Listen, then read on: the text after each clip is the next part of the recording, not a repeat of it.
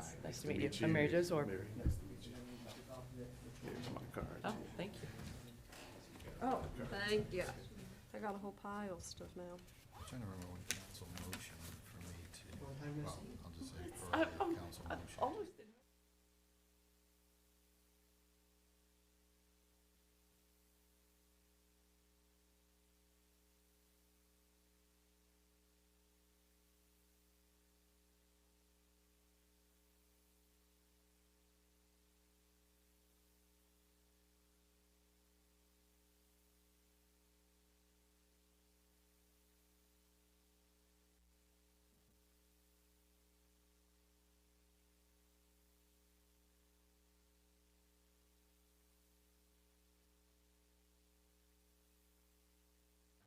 Keep it brief.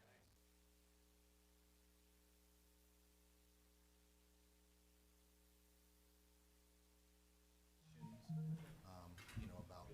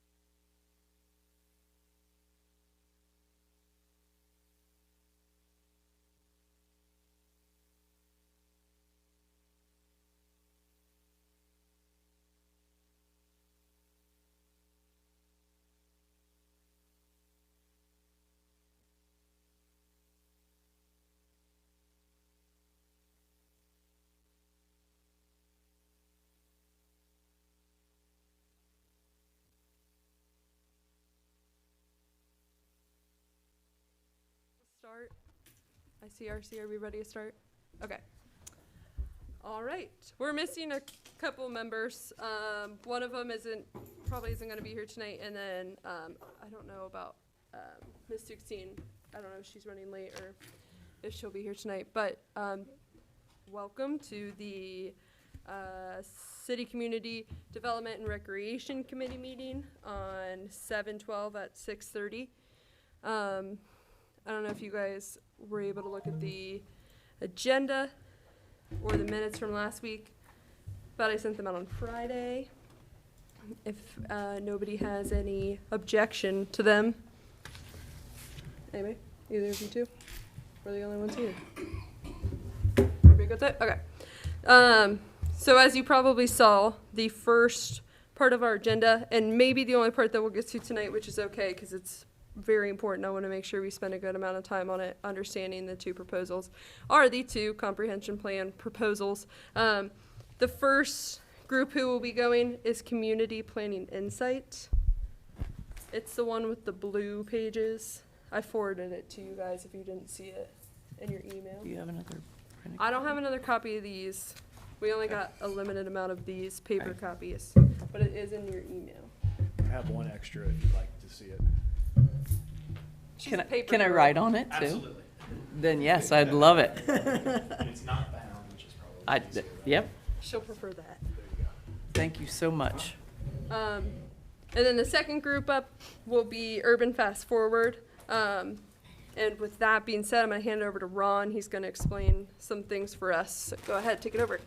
Yes, thank you, Madam Chair. And so for everyone's benefit, earlier council had passed a motion for me to create a request for proposals to update our comprehensive plan, which for the city of North College Hill hadn't been updated, I believe, since 2008. And so I'm going to ask Mr. Christopher Mokas if he could stand, because this fine gentleman here, who is a graduate student at NKU, was looking for work for his capstone project. So he was actually very instrumental in helping to put this together. So I did want to make sure I recognized his hard work. So with his help, we put together, we put together the RFP. We sent it out. And we probably had it out for about 3 weeks. We ended up finally getting, by the time of the deadline, 2 proposals, which are the 2 that you mentioned. And so that's what brings us here today. I would say to council, however, though, that these proposals, as far as the dollar amounts, I know one of them clearly has a time constraint, so I would ask council to consider that when making a decision as far as which one or what direction that they are going to go. So having said that, I will turn it over to Mr. Sorrell and of Community Planning Insights. All right. Let me get the timer on here. So, good afternoon or good evening. Sorry. My name is Aaron Sorrell. I'm with Community Planning Insights. Along with our team is Stan from LAS, Vince from Moody Nolan, and then the 2 gentlemen from LJB, who is an engineering firm out of Dayton. They're not here with us. But we're going to take a little bit of time to introduce our team. So again, my name is Aaron Sorrell. About 20 years of planning experience, 17 years on your side of the table in the private sector, the public sector arena. Mainly focusing on neighborhood redevelopment efforts. Spent most of my career at the city of Dayton, planning director, and then ultimately deciding to start my own firm about 3 years ago. So we focus on redevelopment strategies, comprehensive plans, housing assessments, and then also zoning codes for communities of all sizes. Stan? So good evening again. My name is Stan Harvey. I'm an urban designer and urban planner with Lord X Sargent, which we'll just say is LAS because it's much easier to say. We are a national architecture and urban design practice, but I had our office in Lexington, Kentucky. Vince and I kind of come as a tag team. We're kind of the pretty picture people over here in this corner, and we don't take too much offense because the pretty pictures are really grounded in reality and real estate strategies and design strategies. And so when Aaron asked us to join his team, it was really about the opportunity to push the quality of place and the quality of life and the redevelopment and housing opportunities for all folks of choice in North College. Well said, Stan. Again, I'm Vince Terry. Good evening. Architect. I've been an architect now for about 32 years out of UC. Been with Moody Nolan now going on 15 years. We're a national firm across the Midwest, specializing in housing. Janitza actually leads the housing part of our practice, who could not be here tonight, but I lead the Cincinnati office here in OTR. So happy to be with you. Enjoy changing and transforming lives through our neighborhoods and through our places where we live, work, and play. So I'm excited to be here. And LJB, who is not able to attend, they are largely a traffic engineering firm, also civil engineering and environmental sciences out of Dayton, Ohio. We brought LJB on the team because they have a tremendous relationship with ODOT, and we thought it would be important as we discuss redevelopment strategies and transportation strategies that somebody in a firm who has a great relationship with ODOT, who has a track record of bringing funding to communities, be part of this team. And as far as our firm, Community Planning Insights, we build a team around a specific project, and we try to bring the best people for that task at hand.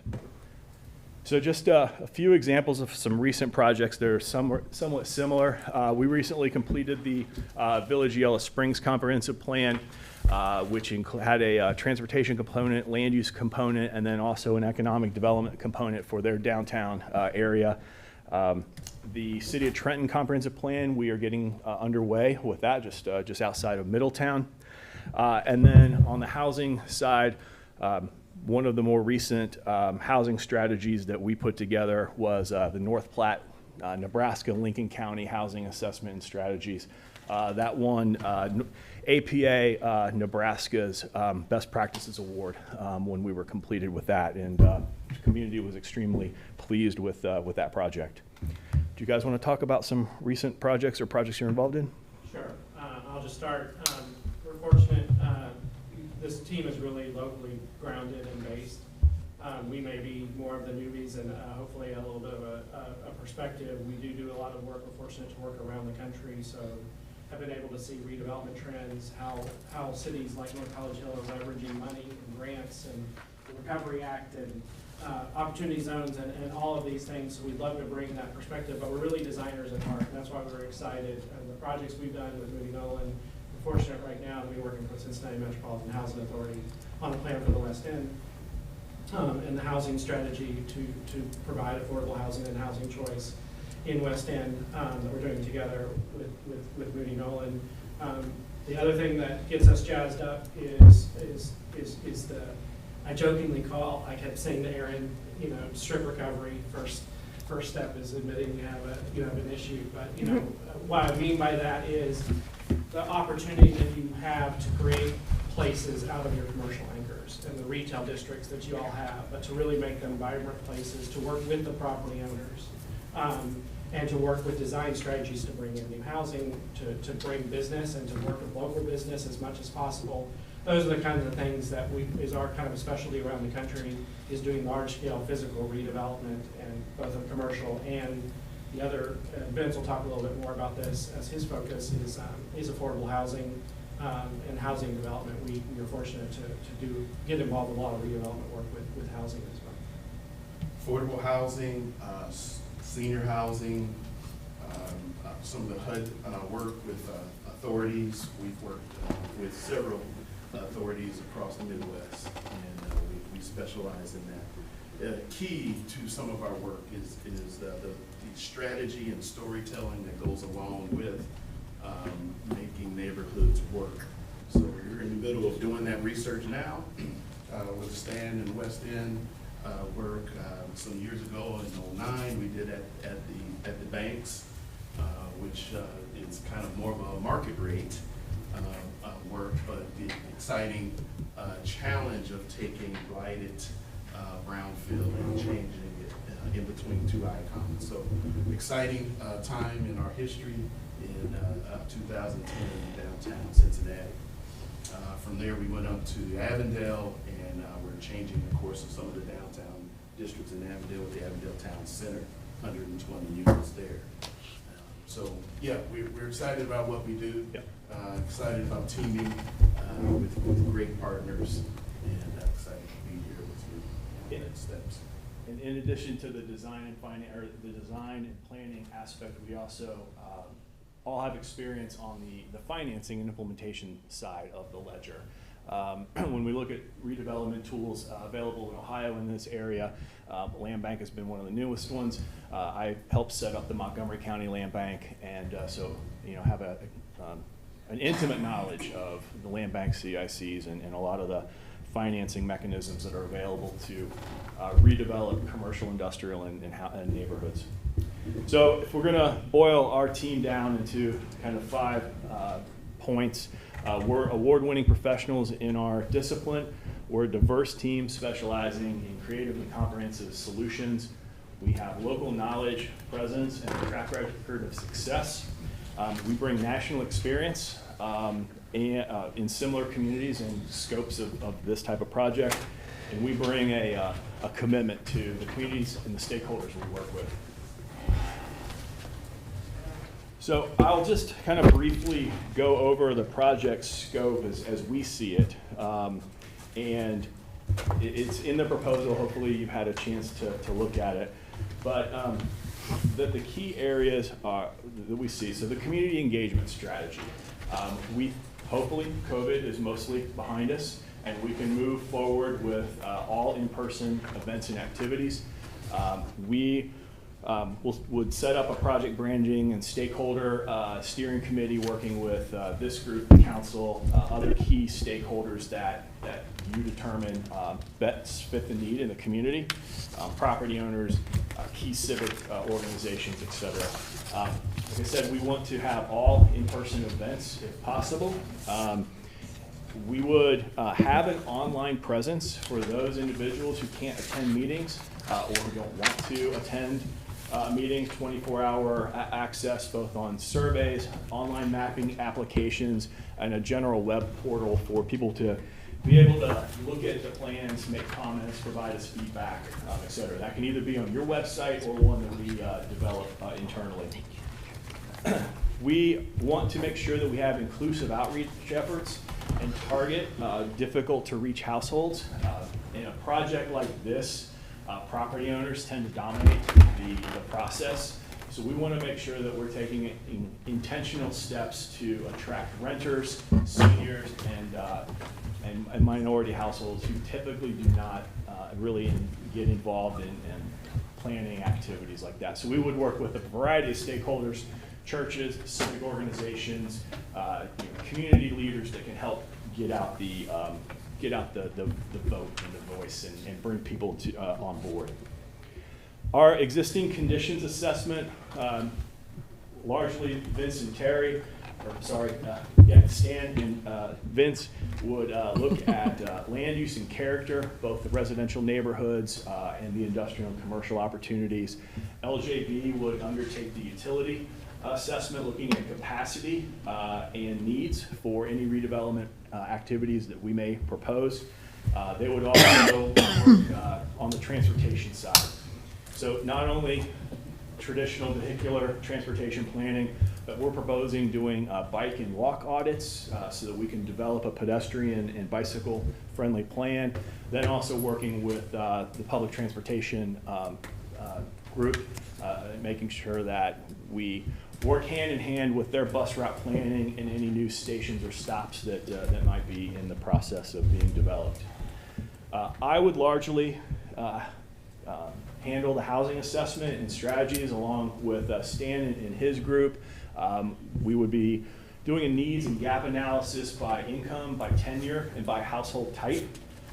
We also would do a parcel level condition assessment using available data. So not only do we know the type of housing that's needed, but also when we look at redevelopment strategies or maybe a code enforcement strategy, we know where areas need to be addressed as far as exterior violations or improvements of that nature. If I could just add, absolutely. it could be the other end too, where there's rehab grant programs or others where there's people who are aging in place and they need assistance. So it's not. That needs assessment can be really critical in addressing both sides of people who are just looking to improve and stay in their home and just make basic improvements, or it can if there's some property owners or others, you know, where you notice that it's hurting the surroundings, and it's been a tough challenge. Yeah, and our recommendations and implementation strategies would also be based not only on the needs that are identified and the gaps that are identified, but also what funding sources are out there. So where can we leverage the Section 42 tax credits, or where can we leverage the land bank, or other types of CDBG, home, other types of programs that you may be able to tap into to implement those strategies that were developed through this planning process.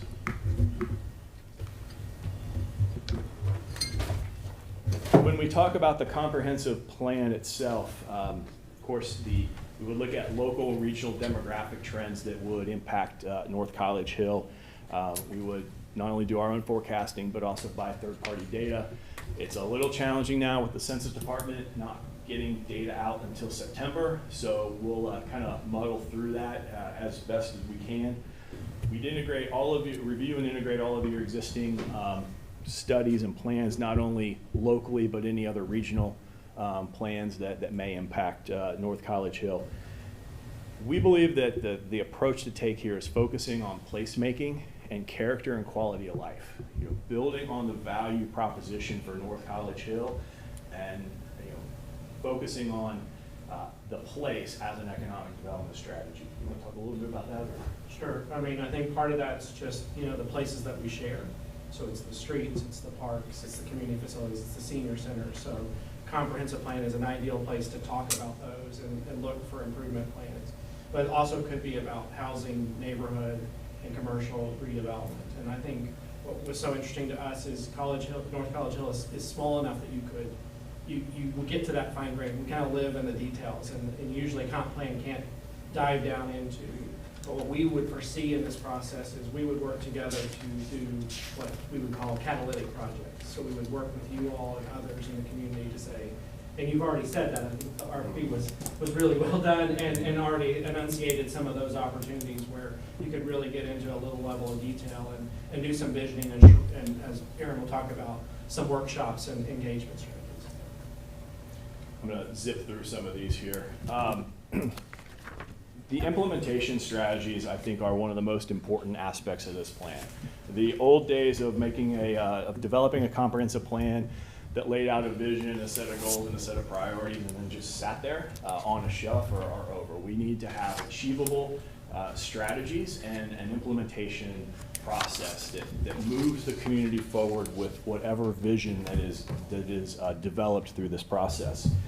So as part of that implementation strategy, we'd go through all of your existing codes, looking at those impediments to that vision and to getting to those goals. What needs to be changed in the zoning code, the subdivision regulations? To the extent you can influence them, the housing and building codes. What needs to change in order to move that plan forward? And then, as we talked about, we would identify pathways to implementation from local and state and federal funding opportunities, incentives authorized by the ORC that you may not be taking advantage of that are out there. What other community partners can we get on board to help move this forward, like the county land bank, for example? Or are there other projects in the pipeline that we can hop on? The transit, the bus company, for example, those type of things. And then we all have relationships with local and national developers, and so we can help develop marketing and implementation strategies that help attract those developers to the area. So our project approach, again, if we're going to boil it down, it's an inclusive planning process that involves the entire community. We want to maximize North College Hill's value proposition and leverage urban design and quality of place as an economic development strategy and tool. We want to focus on the commercial opportunities, redevelopment opportunities on your major thoroughfares, and then also residential redevelopment opportunities, infill, new housing, that's both inclusive and multi-generational. We pride ourselves on achievable strategies, not just pie-in-the-sky goals, but things that actually can be done. Of course, there will be stretch goals there, but we want to make sure that what is laid out is grounded in market reality. And then position the community to compete locally or regionally. So if you've had a chance to look at the project approach that we've laid out in the proposal, we basically have 5 tasks that are, we've broken the project into 5 tasks. And first task would be project initiation and kickoff, and that's where we work with you to develop those stakeholder lists, to set up the steering committee, to get all that background information. And at every touch point, and before we're moving forward, we always have interaction with elected officials, staff, community stakeholders. So we don't just go away, sort of play in our workshops, and then come back in here and say, you know, here's your plan. We are with you every step of the way. And these provide opportunities for feedback to make sure we're heading down the path that you want us to head, and that we're not somehow straying off course to, and then we find ourselves down here, and that's not at all what the community wants. Task 3 is critical. Just want to reinforce vision and consensus to that vision as we move forward. So it's going to be really crescendo what North College Hill wants to be in the future. And it's all steered with the vision that we agreed to. Absolutely. So task 2 is, again, a little bit more background. It's data gathering analysis. It's where we start the intensive community engagement and stakeholder input. Those are our biking and walking audits, our baseline data collection. And as Vince said, as we move forward to task 3, this is really where we get into setting the vision for the community. Where are we moving forward for the next 25 years or so, or whatever timeline we decide collectively is the appropriate approach. Public open houses, interactive events. We call it Planning Week. We would have a 2 or 3 day charrette activity to go over some of as we develop these redevelopment plans for commercial areas or the 2 sites that were outlined in the RFP. And then once we come back, number 4 is the actual drafting. Task 4 is actually drafting the plan. So we start to draft the comprehensive plan, we test the vision, we're going back out to make sure that we're headed in the right direction. We draft the future land use plan, the transportation plan, parks, recs plan, etc. And then finally, task 5 is the plan adoption. So after we have gone through all the vetting, we've come to consensus, you've reviewed all of our drafts, then we do the final cleanup, the last check with the public and the community stakeholders, and we march down through the implementation process. This is kind of what it looks like in a 15-month graphic, starting from kickoff and initiation and kickoff all the way to adoption. We've laid out a 15-month timeline. These are roughly where the public meeting and touch points would be. These are the big events. In addition to these, we would have one-on-one or small group focus groups, stakeholders. We want to talk to the key people in the community, developers, realtors, you know, what else is out there. The small group focus groups also allow us to have a little bit more candid conversation. People will say things in smaller groups that they're not going to stand up at a 80-person public meeting. So it allows us to really sort of get to the truth, as you say, you know, what's really going on. So that's our 50-page proposal in a nutshell. What questions do you have for us? I mean, we're really excited to be here and to you know, help move North College Hill along in their comprehensive plan process. I'll go first. I mean, I've had this for a couple weeks now, and that really helped me. Especially this last part here with the visuals of it all. I mean, I personally don't have any specific questions right now. Does anybody else have specific questions right now, or would we rather hear the second proposal and then ask questions? What would you guys prefer? I'd like to hear the second proposal. Second proposal first? That sounds good to me. Are you guys okay with the second proposal first and then questions?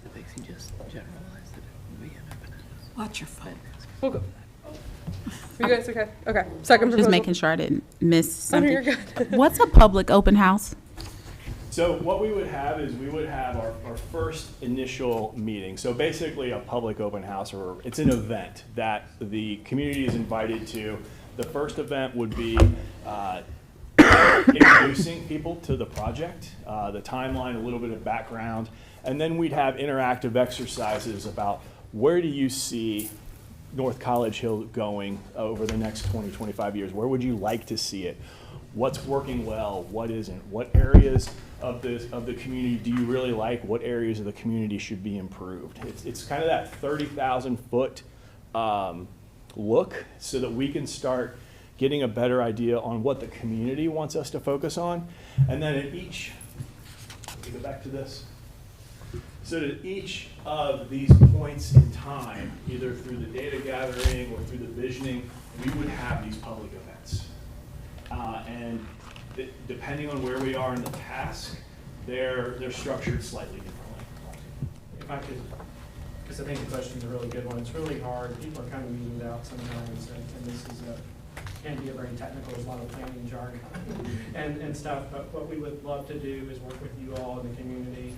What we found is really helpful is to leverage it around community events or things that are already happening in North College Hill. So, you know, if we can augment or we can even do something that feels like an event or cookout or other things, so they don't have to be kind of that old school public workshop. They could be things where particularly we're trying to reach a broad audience and not just the typical people. And so we'd love to work with you on some ideas. If there's a festival, if there's something going on, you know, there's oftentimes ways we can kind of leverage those because there are a lot of people together already. Yeah, especially the festivals. And if we want to, you know, how we schedule an event or an activity at a senior center would be completely different than how we want to interact with young professionals. So it just depends on who and when we're trying. But if we can piggyback on festivals, churches, you know, church events, things that really draw the community out. So you have movie night, you know, we want to be a part of that because the community's already here. Right.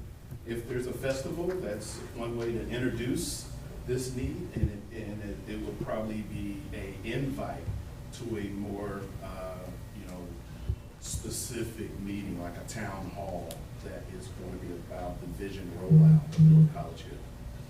So we've done these in that open session in parks. We've also done them in a digital way as well, like a Zoom, especially last year with the COVID. So we have several of those. That way we can talk more on how to implement this digitally if we need to. Yeah, if we're fortunate enough to be selected in this task one part, this is where we would really lay out that detailed engagement strategy. These are going to be the dates. These are going to be the groups. This is the festival that we want to hit. If there's a big community festival that we could jump on at the visioning, or we would work our schedule back and forth, forward and back based on that timeline. That, for example, that's what we're doing in Trenton. They have a big community festival in October. We set our schedule based on that being in the middle of the process and worked the schedule back and forth from there.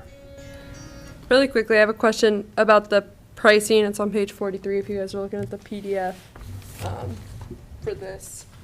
Here, I can pass it down if you want it. Is that like a definitive, like that's what your pricing is, or is that more of a range and more of a like a estimate? What's your idea around that? Yeah, so I would say it's a pretty solid estimate. Part of what could change would be on the direct costs on how do we want to get the what kind of outreach campaign do we want to do initially.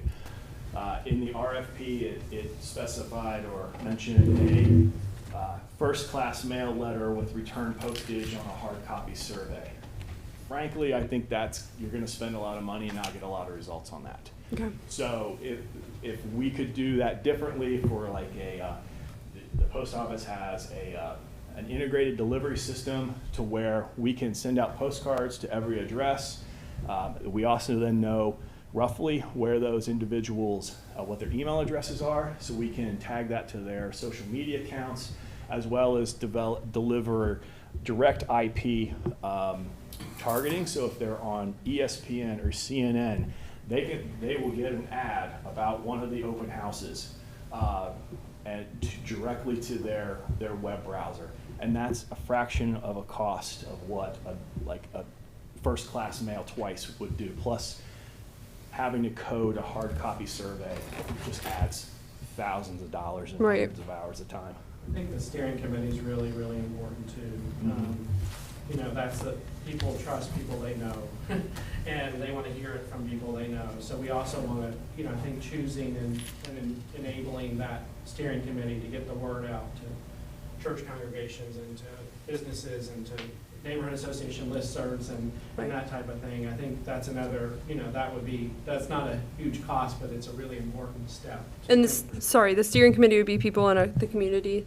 Steering committee would be whoever the city deems should be on it. So it could be 1 or 2 members of council, planning commission, 1 or 2 CIC. Gotcha. Okay. Key community leaders that have a good social network that they're trusted, that is part of it. So Okay. I would say somewhere in the less than 20 person range. Okay. Yeah. We can do that. Which is a lot of people still. But to your point about the budget, so the budget is based on our interpretation of the scope of service and how I interpreted what you were looking for. That budget would be negotiated up or down when we got to really finalizing the scope, how we're going to do the engagement process, the number of meetings, things like that. Okay. Makes sense. Is this budget correlated with a trajectory forward? Like, do you have a specific time frame in which this would cover? Yeah, so the That's budget what is based on task. So there's a budget for task 1, task 2, task 3, and that goes off this 15-month time period. No, I understand that part. What I was asking in with the trajectory forward, like I heard you throwing out rough estimation on how far in the future we would plan. So does this cover this timeline in which we would develop a plan, cover how forward the plan would go forward? So there's really not a lot of differentiation between a 10-year plan, 15-year, 20-year plan. It's really how far we're forecasting in the demographics and where we think the population is going to go. If we're going to do a 25-year comprehensive plan, let's say it's North College Hill 2050 or something like that, how we brand it, that's not going to change the pricing. Okay. Do we want to go to Urban Fast Forward and then see if we have any more questions? I would appreciate that. I just kind of want to Yeah. take everything in. Well, thank you guys. Thank That you was very really, much. yeah, that was Very really helpful. informative, and thank you so much for coming. Thank you. Yeah. Hello. Thank you very You guys much. wanna look Hello. at This This is their hard copy. Thank you. Hi. Thank you. If you would, yeah, if you wouldn't mind, that'd be great.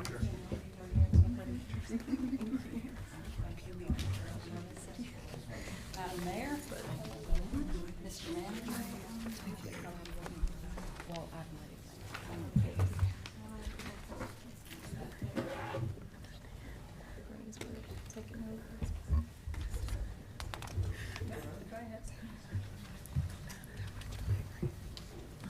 Do you need time to set up, John? Okay, I'll start, and because whenever you tell me that you're ready, while John sets up. Yeah. I'm Kathleen Norris. I'm the principal of Urban Fast Forward, which is the only woman-owned real estate and planning firm in the city of Cincinnati. Thank you. I'm very proud of that. I am a native Cincinnatian, and I will talk to you about a lot of the work that we are doing. You'll find that a lot of it is in your neighborhood, and I think part of the reason that we do so much work over here is this is where I grew up. So this is my hilltop too. We are a two-part firm. We do planning. John is a certified planner. Casey is a certified planner, but we are also a real estate brokerage. So we are actively involved with the developers. We are actively involved with putting together the real estate forward momentum that our plans advocates. Our team is me, John Young here, who's the head of our planning team, Casey Terry, who until 3 weeks ago, just as an interesting side note, until 3 weeks ago was Casey White, at which point she married Vince Terry's son. Just to complicate matters. That'd be smaller than me. That is smaller than the rest. Well, congratulations. When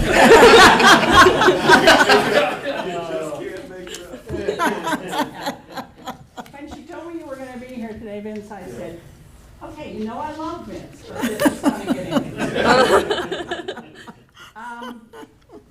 Just a little bit about our background. On the real estate side, we have created some of the retail and business districts with which you are most familiar, starting with the fact that we created the retail district in Over the Rhine. We have been working 7 or 8 years in your neighbor to the south, College Hill. We have been working 3 or 4 years in your neighbor to the north, Mount Healthy. John is just finishing a new zoning code for Mount Healthy. We have completed one project for Coleraine Township in the neighborhood of Northbrook, where we did a housing and a momentum plan for them, and we are about to start work in the community of Groesbeck. So that is right in this region. We are working in the city of Middletown. We are working in the city of Springfield. We are working in the city of Lawrenceburg, Indiana. We are working in Blue Ash, where they created a 100-acre park where we brought 4 restaurants, and we are now working with that mixed-use developer there to bring another 40,000 square feet of retail and restaurant to Blue Ash. We have worked in Northside. We have worked in Pleasant Ridge. And we specifically work in these communities because this is where our heart is. We don't really work in the suburbs.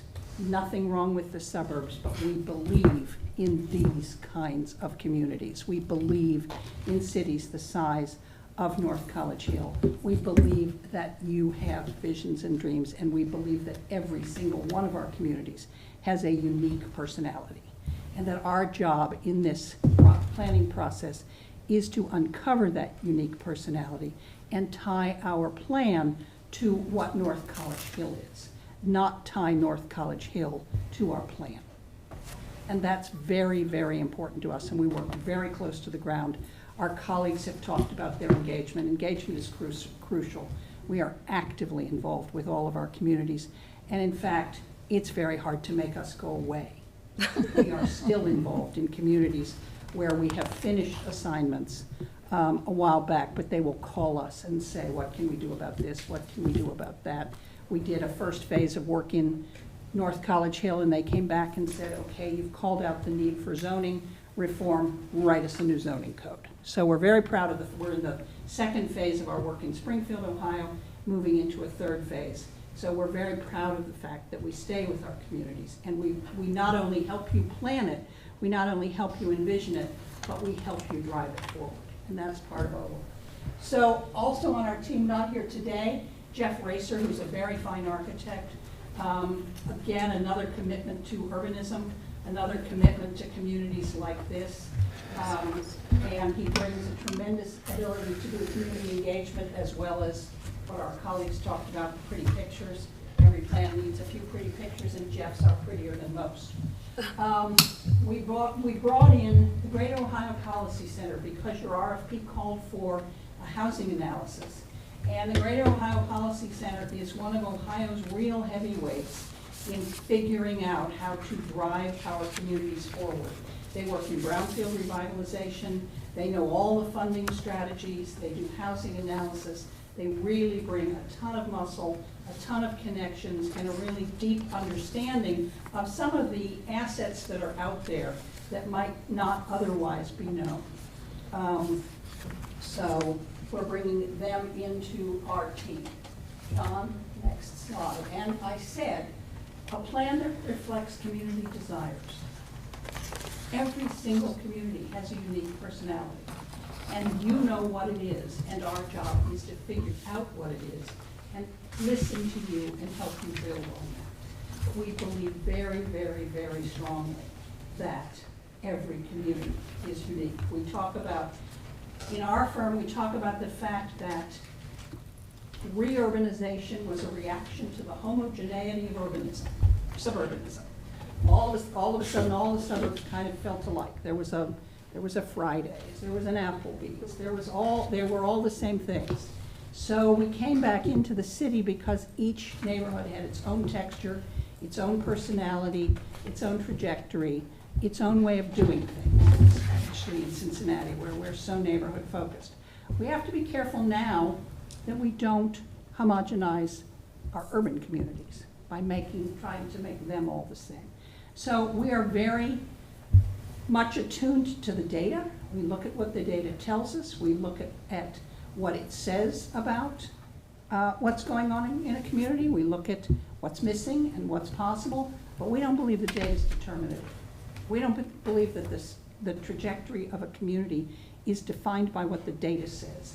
We believe that if we get it right, it's defined by what you told us you wanted and how we put together a plan to help you get there. So I have done enough talking, and I'm going to toss it to John. Thank you, Kathleen. So just briefly want to go over our approach. I think as Kathleen said, data is a part of our analysis, but it's not entirely our analysis. We are a heavily community engagement forward firm in the work that we have done in other communities across Southwest Ohio and Indiana and Kentucky.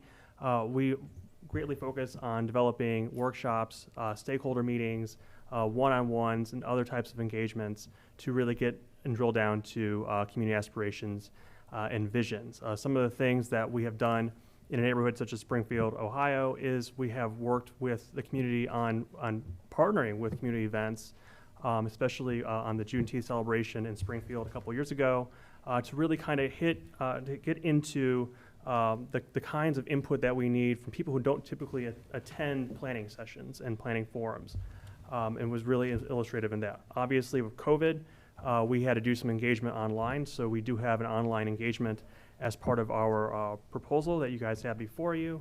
I don't entirely recommend Zoom for online engagement, but we have found alternatives to making some of that stuff useful along with our online and some of the more analog methods of in-person engagement if COVID variants were to spur back up in the fall and winter.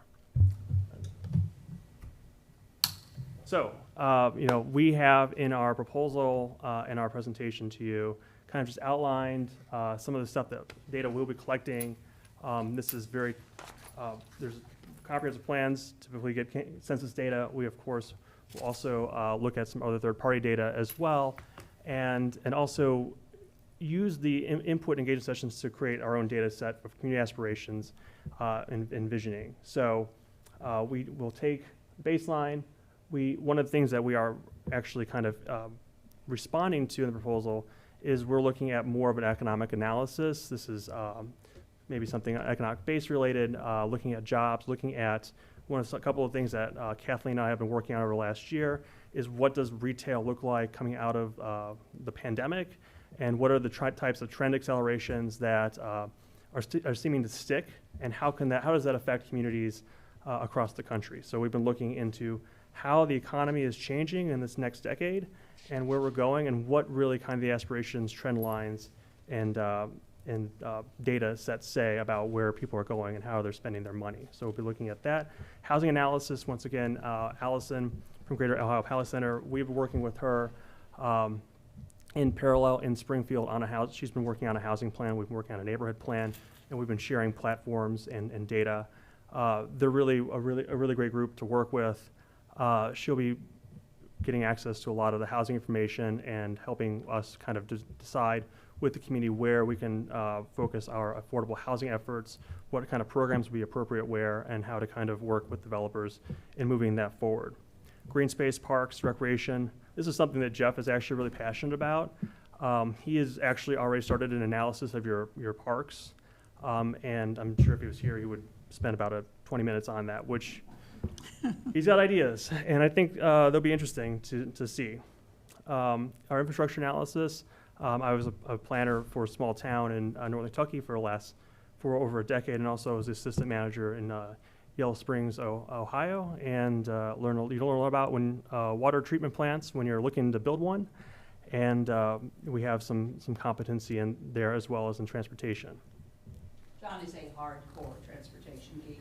Anything you want to know about any bus route anywhere, ask him. Well, just as an aside, I just finished the report with ULI Cincinnati on transit-oriented development and issue 7 impacts for zoning, land use, and housing. So the report, I think, should be online if you guys want to check it out. So we're working with the Chamber and Metro on that. The 5-year affordable housing study, as I said before, this is really, if Allison were here, I think this is really kind of something that kind of moves with her passions. We're going to do a housing needs assessment and inventory, looking at affordable housing and the different types of affordable housing that you have, whether it is there is a developer-led for affordable housing or market condition kind of affordable housing. And then we're going to work together with her to create a gap analysis and also the community. And then kind of with the community vision and the community input, figure out where some of these areas are. And I think this really kind of lines up with some of the work that I've done just recently with ULI in the sense that we're looking at transit access corridors. And Metro is looking at bus rapid transit corridors, specifically Reading Road, Hamilton Avenue, Glenway, that reach out past the city into the county. How can we take advantage of some of those opportunities and really kind of create the environment where we can have the types of housing and amenities that the community needs along these routes. So that's some of the stuff that we're working with Allison on. And in this one, we are looking at the whole of the street plans, looking at infrastructure. We are determining future growth areas. The city has outlined several potential growth areas. I think we've identified another one just by reviewing what we found from the city's data already in their plans and visions. This is something that we want to really kind of build with the community, with North College Hill on every step of the way. One of the things I think that's really important here is that the future growth areas, identifying, confirming those locations, identifying what are the potential community aspirations for those areas, and then how can we achieve realistic objectives on that.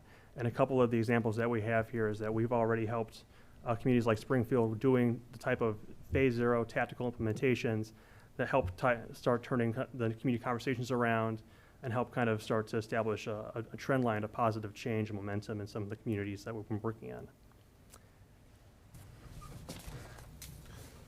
And then, of course, zoning. And as a former zoning administrator, this is one of my passion projects.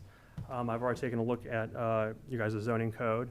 And I will say that there are some things that we can definitely recommend that just from a clerical perspective, but as far as what comes out of the engagement, we really want to determine and identify what the types of built environments and development patterns the community wants to pursue. And that is both from a zoning code land use perspective, but also from subdivision perspective, because we have to look at curb gutter, we have to look at width of street, width of sidewalk, and various other elements as to how the private realm and the public realm mesh together to create a place. And it's a very important aspect. That's something that we worked together on in various communities, and we developed form-based codes. And I think the next part is Casey, so take it away. All right, kind of short. I'm going to talk about the process that we've laid out for this plan.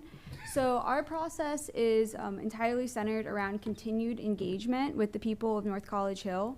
So our first step is going to be to review all previous plans and studies, codes, and existing data that's out there for the community, as well as ESRI data for economic analysis as well.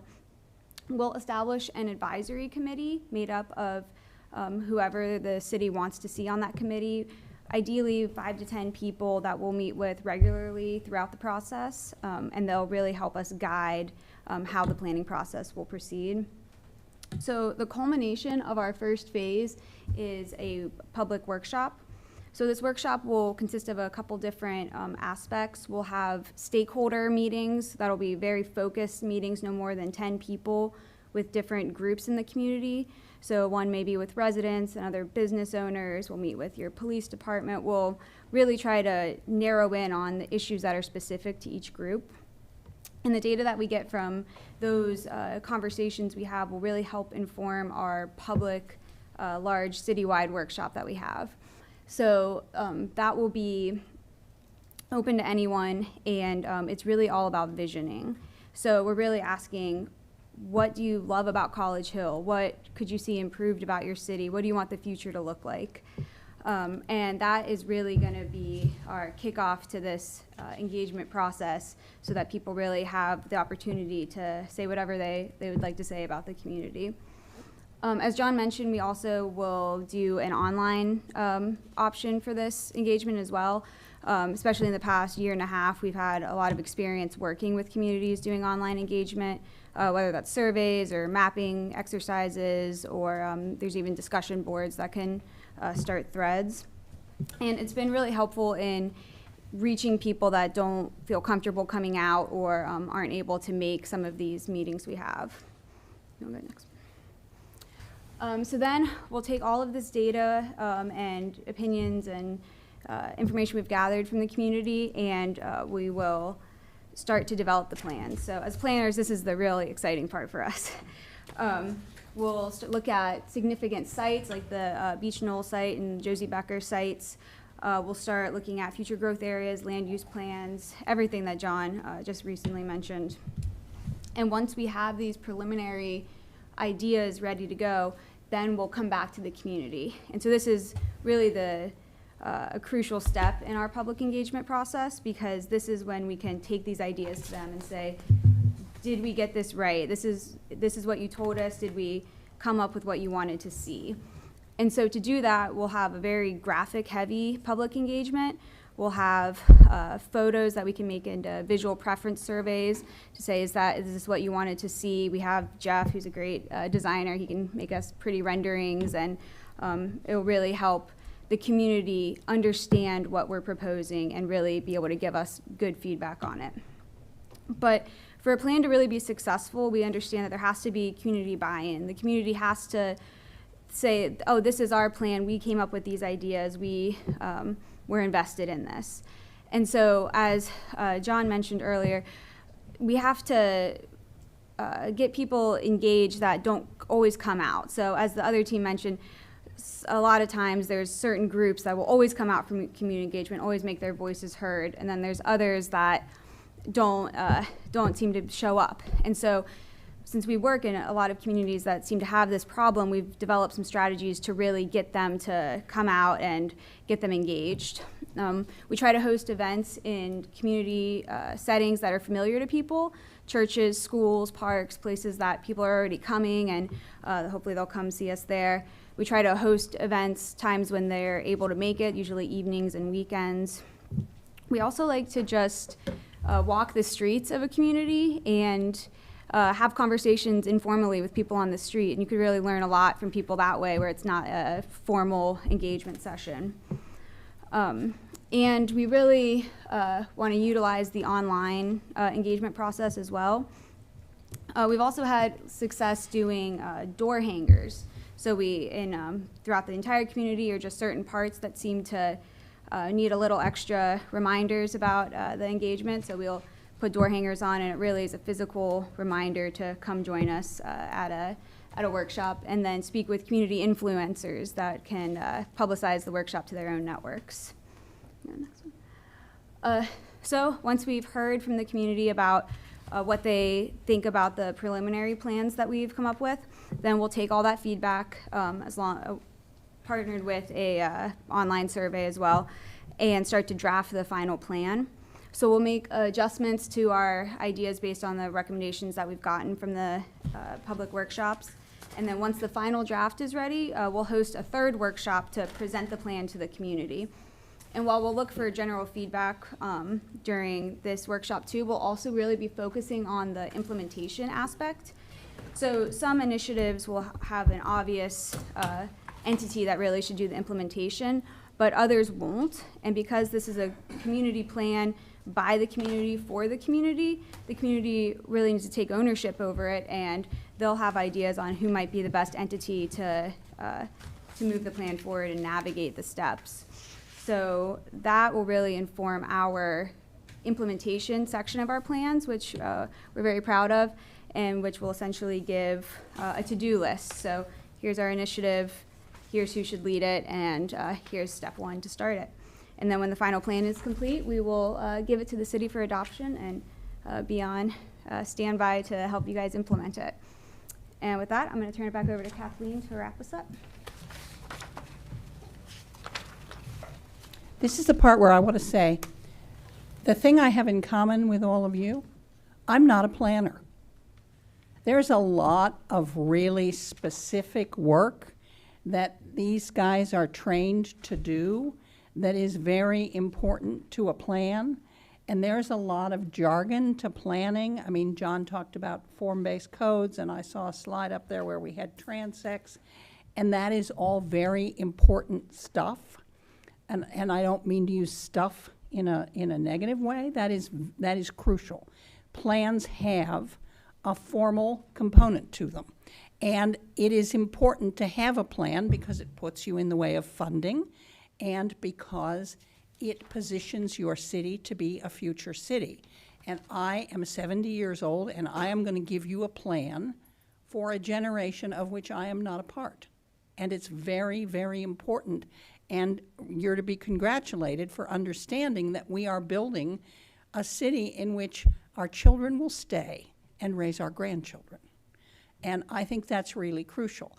But there is also a very strong human element to a plan, and that's equally important. We have to get the formal elements right, but we have to get the human elements right too. And those human elements are most especially embodied in the vision. This is the vision for the next 10 years of North College Hill.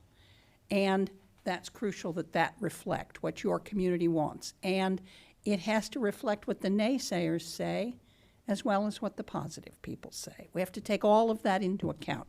I love having the conversations with the people who are 100% against it, because I think their perspective is just as important as those of you who are saying, how soon can we start? So the vision is important, and it's your vision. And then out of the vision comes the plan. And the plan will have all those important formal elements in it, but it will also have a lot of very tactical elements in it. What do we do? Where do we do it? Who do we do it with? We know all those people because they're all our clients. The port, they're a client. The land bank, they're a client. The model group, they're a client. Urban sites, they're a client. 3CDC, they're a client. We know those guys. And we're blessed that we know them because they have trusted us to help them achieve their objectives. But I always think that the most important part of a plan is the to-do list. What can we wake up and do today? Where do we start? What's the easiest thing to do? And is it relatively inexpensive? Can we afford to start it today? Do we have to raise some money for it? Do we have to go find some money? Do we have to talk to Allison at the Ohio Policy Center? Do we have to talk to the port? But what can we do today? And then ranked. This is the easiest thing you can do today. This is the second easiest. This is the third easiest. This one's hard. And going all the way through until we get to the goal. The to-do list is crucial. And I think that's often the part that gets forgotten. John's implementation charts are beautiful. He lays it out step by step. He lays it out by cost. He lays it out by who we think can buy into that. He lays it out by timeline. Because what the heck is the use of a plan that sits on a shelf? Every city's got a 5-foot shelf of plans. We don't want ours to be one of those. And we would be honored to work with you. Thank you. Thank you. Really quickly, before we move into any questions, I'm going to give my little spiel of why, just in general, a comprehensive plan is so important for our city. This isn't me fighting for one or the other, but just a comprehensive plan in general. If we as a city want to get funds for grants, if we want to get funds for other money outside of just our taxpayer money, a lot of times we have to show that we have a plan for our city. So if we want to build our city, if we want to invest in it and we want it to go further, then we need to kind of put our foot down and make a decision and not let this drag on, or not just let, another opportunity go aside. I think it's really important that we make a decision and that we make a smart decision that's going to invest in our community.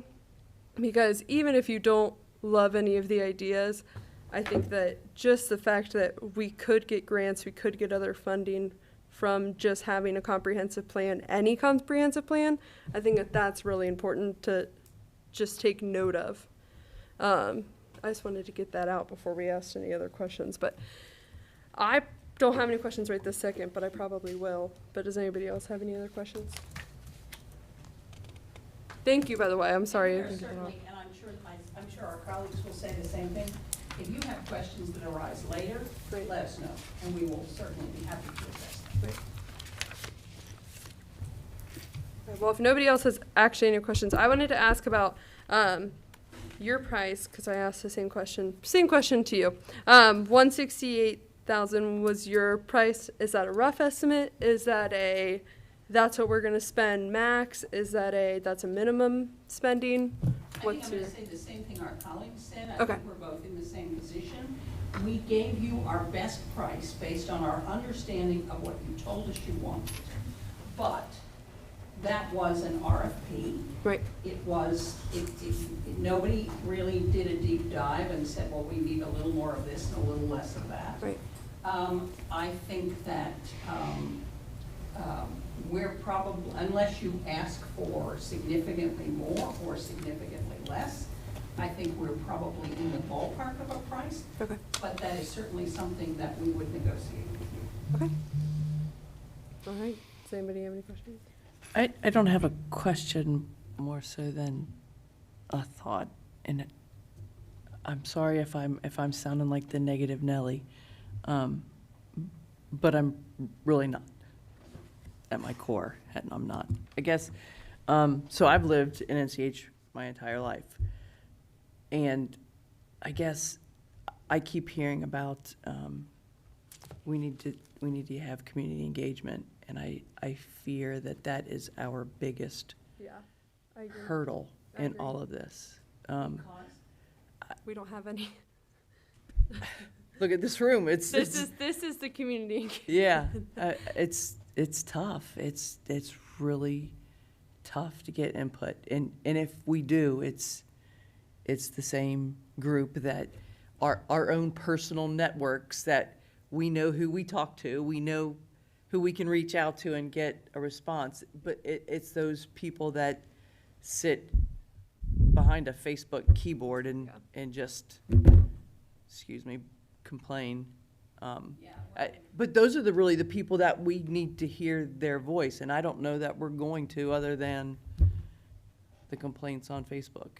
So I guess I don't know how either of your proposals would draw those people out, and I fear that that's what we need. Madam Chair, Yeah. just as by way of information, we did take that into consideration. And so there are some stipulations that are in the RFP, which both groups have addressed, but there was a requirement that they do receive a minimum number of inputs, and both of them, I believe, have, at least in their presentation, said what they would do to achieve those goals. So I do want to just say that was addressed in the RFP. And I can't I'm sorry, go ahead. Well, what I would say is that people become curious. And what Casey said when she was talking about engagement, and I suspect this is equally true of our colleagues,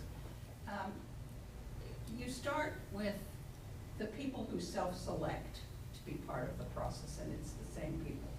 And 2 or 3 people come who are probably the negative ones because they want to gather some ammunition for Facebook. But we're remarkably tenacious. We sort of stick to it, and we go in and out of shops, and we talk to shopkeepers, and we try to stair-step our way to more connections. And what we find is that over time, we get more people out because they become curious. So we had a situation in another community where there's been an organization that's been kind of lying in the weeds, waiting to get off a clean shot. And recently they thought they had it.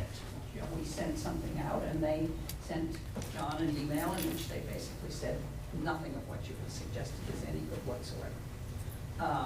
And that was fine because we had a response and that opened a dialogue. And so now he's having a meeting with them. And from that, we'll make progress. It's hard to make us go away. I appreciate your optimism. Yeah, building on what my colleagues have said, part of that also is how you set up the steering committee and making sure that we have those alternate voices and voices of trust that are part of the process, and making events that people generally want to attend. So not having a lecture style where it's just me droning on in a room with chairs set up like this. Being interactive, purposeful about why we're doing it, and then if we're good, each subsequent event will gather more people because they have a reason to be there. And they become curious. Yeah, absolutely. I guess just to add to everything that's been said, the challenge with a comprehensive plan in particular is exacerbated by the issue you're talking about, where there are aspects of it that are very technical and are very high level, and that's very hard for most people to engage. So I think the job of any team you select is going to be to break a comp plan into something that touches people in a smaller way. So I care about that part of my neighborhood. I care about that place I go shop or that park I attend. And so I think the job of this team is going to be, I think you'll get more participation. It still won't be, I recognize the challenge, you're not alone. But I think it's our job to help create opportunities that are maybe around pieces of the plan. So even if I'm not going to stick with it, it also takes a while to get through the process, and that's really hard to keep people's attention for multiple months. So I think we have to be, particularly in the part that Ben's mentioned, maybe break it down. And that's why I like the scale. I'm an architect too, so the scale of North College Hill, where you can get into the details, I think both teams have touched on. I think that's your key, is at least try to get it around some projects and ideas and events that, even if they don't have everybody, they've got enough of that core that you really feel like you're getting a good cross-representation of interest. And the last thing I would say, it's incumbent on whichever team you select, it's that we meet the people on their terms. I think expecting a lot of people to come on our terms isn't gonna work. So, we have multiple events and meetings so that we try to be open and accessible, so that, because there are 9 things going on in everybody's life per day, and so the amount of time they can dedicate or are willing to dedicate to a process like this is pretty small, and so we need to be thoughtful and purposeful about that. Right. Meetings at 6 o'clock on Wednesday night are hard for parents. And also your guys' suggestion about community groups and engaging them, and also, I think venue is also very important. You said going into the neighborhoods, going to these spots is, some of the best ways to get the communication is to be there. Yeah. But I just want to say, we are not unaware of what you say. We're not being blithe about the concern you raised, because it's a concern we face in every community, and I'm sure our colleagues would say the same. So really, what we're saying is, we're just going to keep on coming until we solve that problem. The most important conversations are not happening on Nextdoor or Facebook or any of that. It's the one-on-one, it's the small group interactions. Okay. I really appreciate your guys' time. I think we all do. Absolutely. Yep. I'm really sorry, Matt. We're going to cut deep into your time, and I'm so sorry. But I promise I'll try to wrap it up. I'm so sorry. He's giving me the look. Thank you guys so much, though. I really do Very appreciate much for it. coming. Thank you. It was very nice. Thank you very much for Thank coming. you. I really appreciate Thank you, it. absolutely. Thank you. Thank you. So much for coming. Thank you so much. Thank you. Congratulations. Thank you. Nice to meet you as well. Thank you so Thank you much. so much. Thanks. Hey, Thank congratulations. Thank Have you a very good much. day. Thank you. Thank you so much. Heck yeah, so much thanks. for coming. Thank you. I appreciate it. Hey, thank you. Heck yeah. Nice to meet you. Thank you for the opportunity. Oh, I am too. I am. then you'll get, a teacher. Really, Right. yeah, just, yeah, oh my gosh, absolutely. Hey, buddy.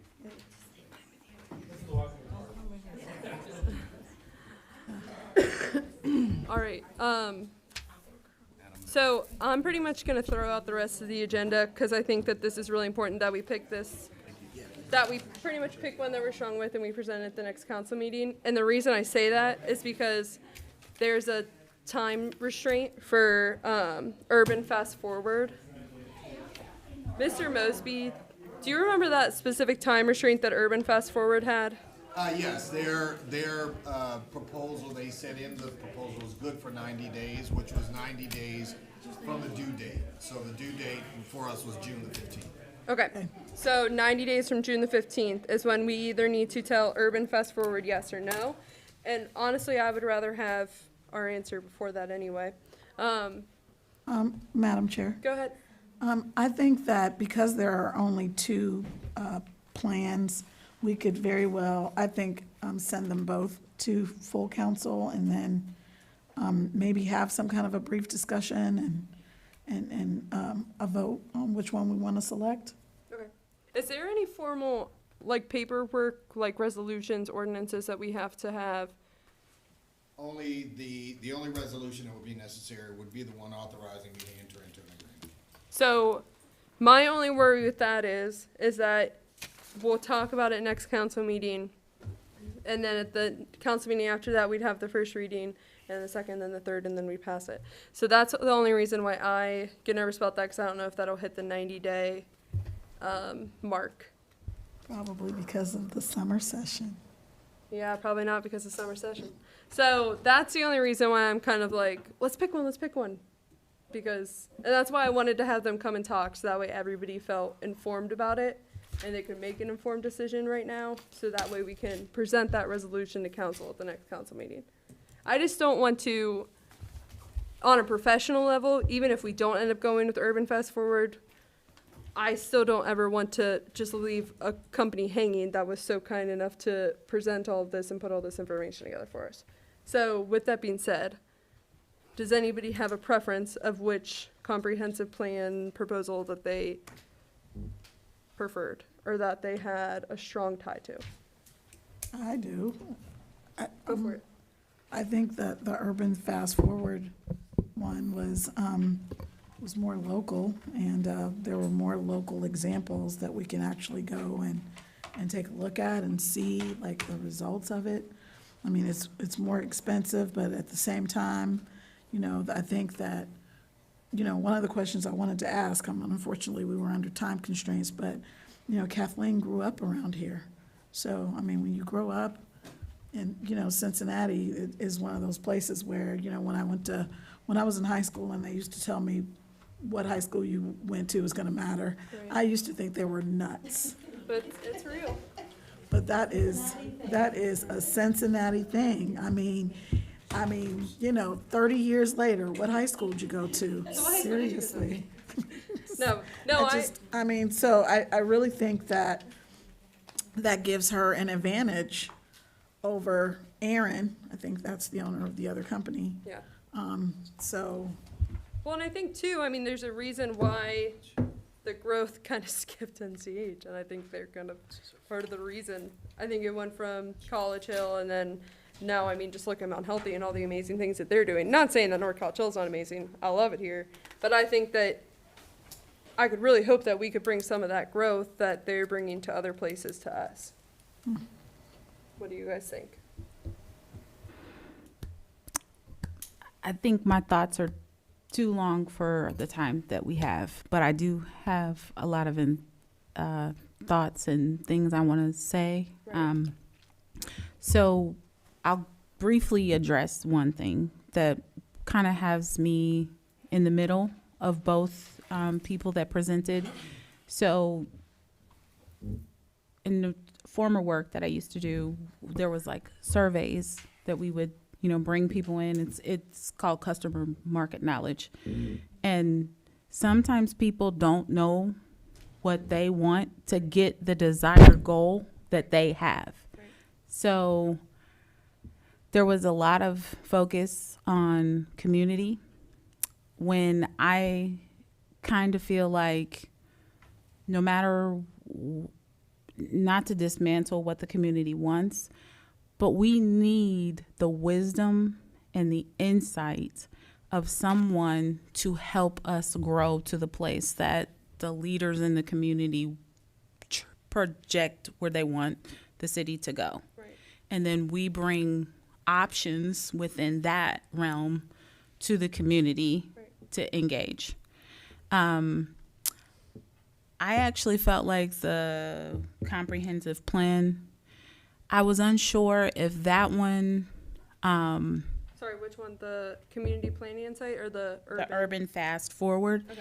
even though that was the more expensive one, I felt like, do we want to go with the same thing that everybody else is doing, or do we really want a fresh look to see what North College Hill can offer? It wasn't really about price point.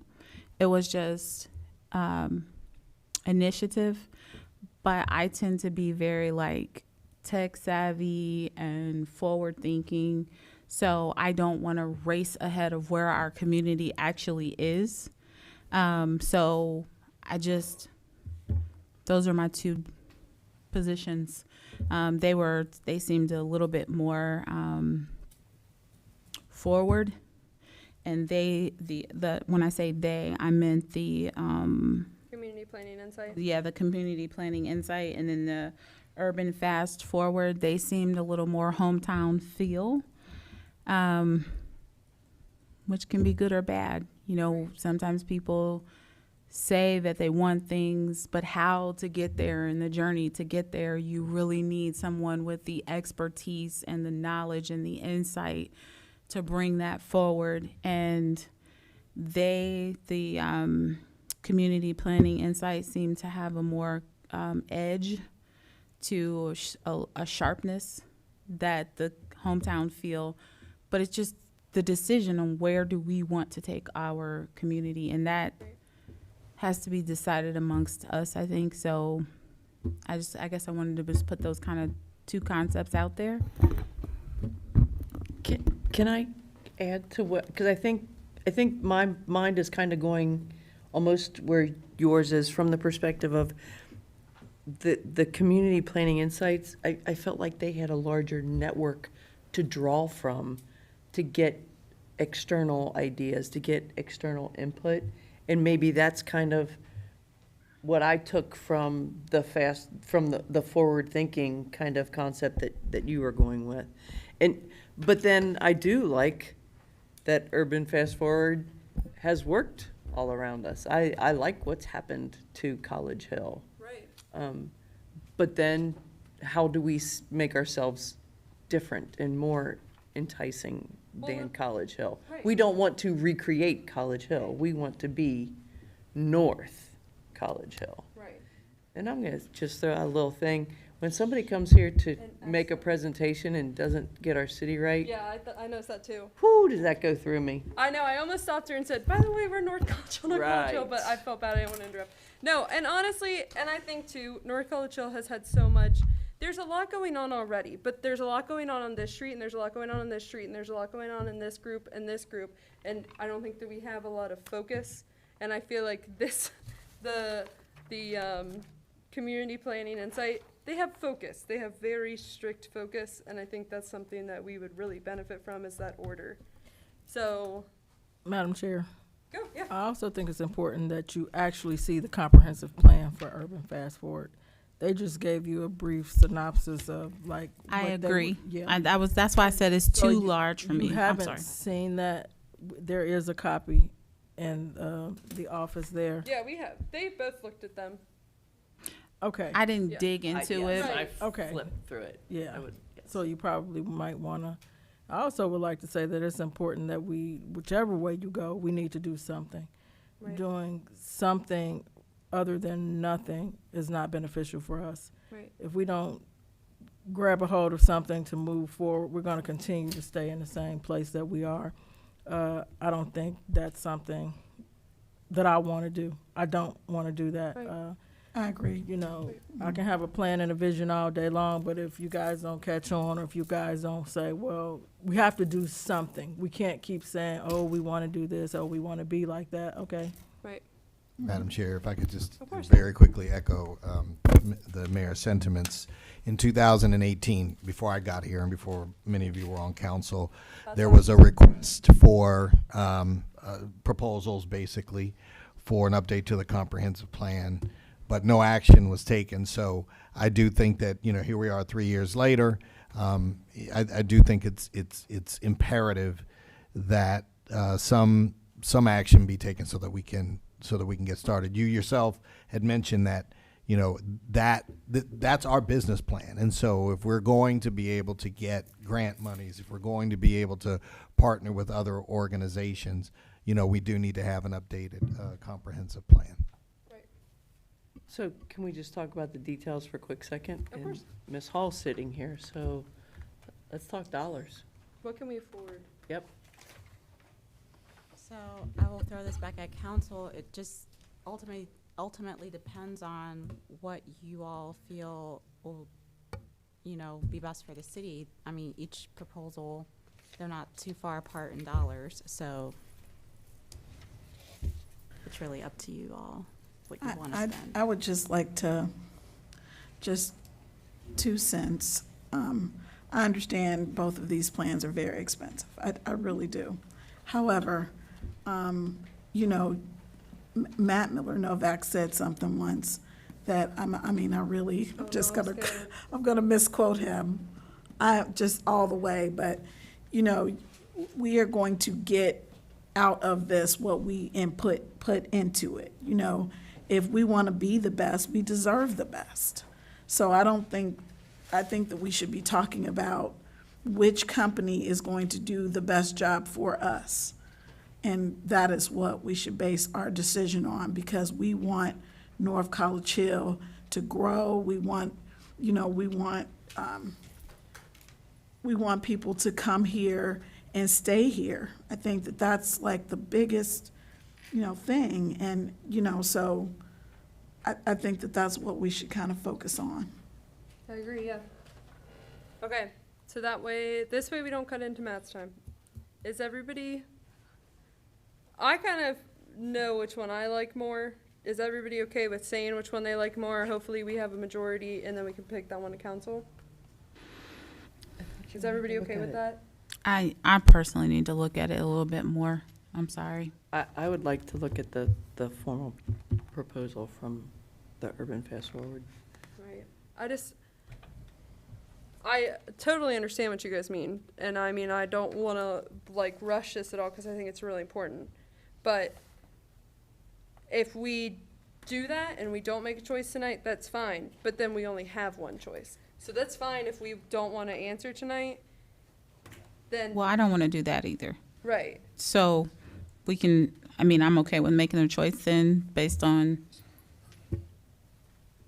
what we've seen here today.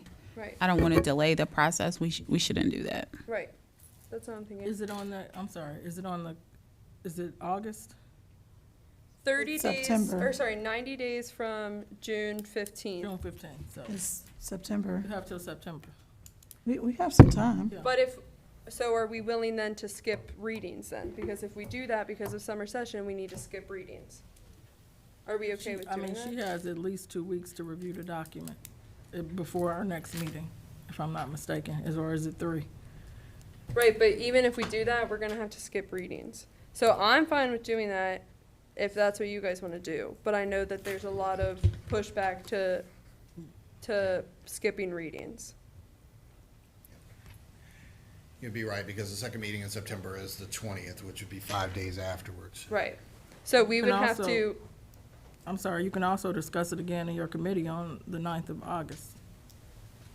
so then if we do that, then, So do you really think that if we started readings for Urban Fast Forward, do you think if we reached out to them and said, we're going to be 3 days after your 90 days, do you think they won't still uphold this? I don't know. I have no idea. I think that they'll still uphold it. I think they would really too. do. I Why don't would they think throw they're away a gonna- $168,000 Yeah, opportunity? That's just me. I don't think they're Yeah. gonna walk away from that kind of money I- over 3 days. Yep. But, I agree. mean, I think so too, but I'm also kind of looking at it as, I'm a little frustrated, because we've all had these copies of these comprehensive plans since Ron sent them out on June 15th. So that's kind of on us that we haven't read it. So I feel like that's kind of looks bad for us to come in and say, Madam Chair, I've read them. yeah, no, I'm not talking about you specifically. I'm saying in general, like if we don't feel like we're prepared or like we haven't read the comprehensive plans enough. That's just where I'm kind of standing. I'm fine with asking them. Well, isn't for this kind of a something that we push. should that all council should have input on? Or just you think the committee should take one plan or the other to council? I mean, that's how, I would be fine with taking both of these to whole council, but, Madam Chair, yeah. I mean, one thing you could do is, Mr. Milnovak was actually just referring to, you could just send it up without recommendation. In other words, if there's no agreement in the committee, you could just send the two of them up without any recommendation, and then they could, and then So we could send 2 resolutions? well, you could send both of the plans. You would have a resolution, and then at council, you would determine, you know, is this resolution going to pass or not? You know, if, and that would be it. It's not, you could technically do, I'm sorry, you could technically do 2 resolutions, yes. And then you would vote one up and the other down. I mean, So why you don't could we do do it that? that way. That gives everybody enough time to look at it. Okay, I'm fine with that. sounds good. Just vote one down. Everybody has enough time by August, the first Monday in August, to look at it, So you want 2 resolutions? if that's okay. I don't want to put, Council's pleasure, so. okay, yes, please. Okay. 2 resolutions. And then that way you would at least get 2 readings, and then if you have to suspend the third, Right, for I'll whichever talk to you Bill, choose to so we can- decide to. right. Okay, is everybody okay with that? Yep. Getting 2 resolutions? Okay. Thank you for that. I didn't even realize that that was an option. Thank you, I appreciate it. All right. With that, I'm gonna adjourn because I don't want to cut too much more. But thank you, guys. We're adjourning at 7:59.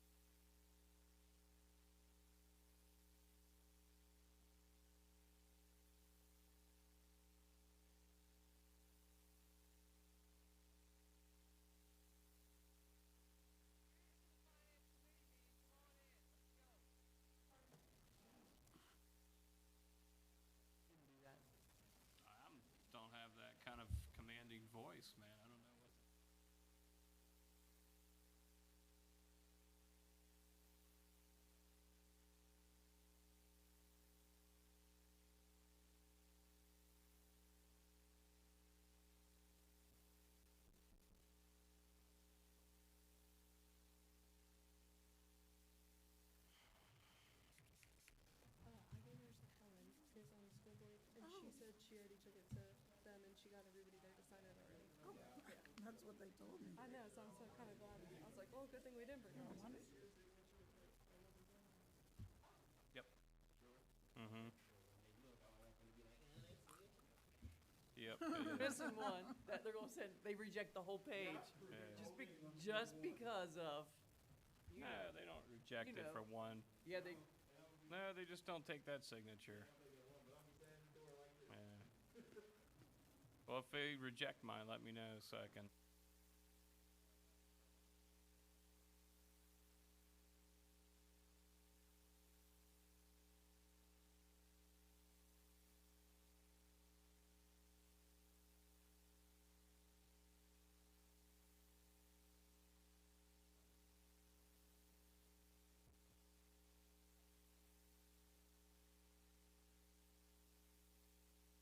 Yeah, I mean, they basically do the same thing.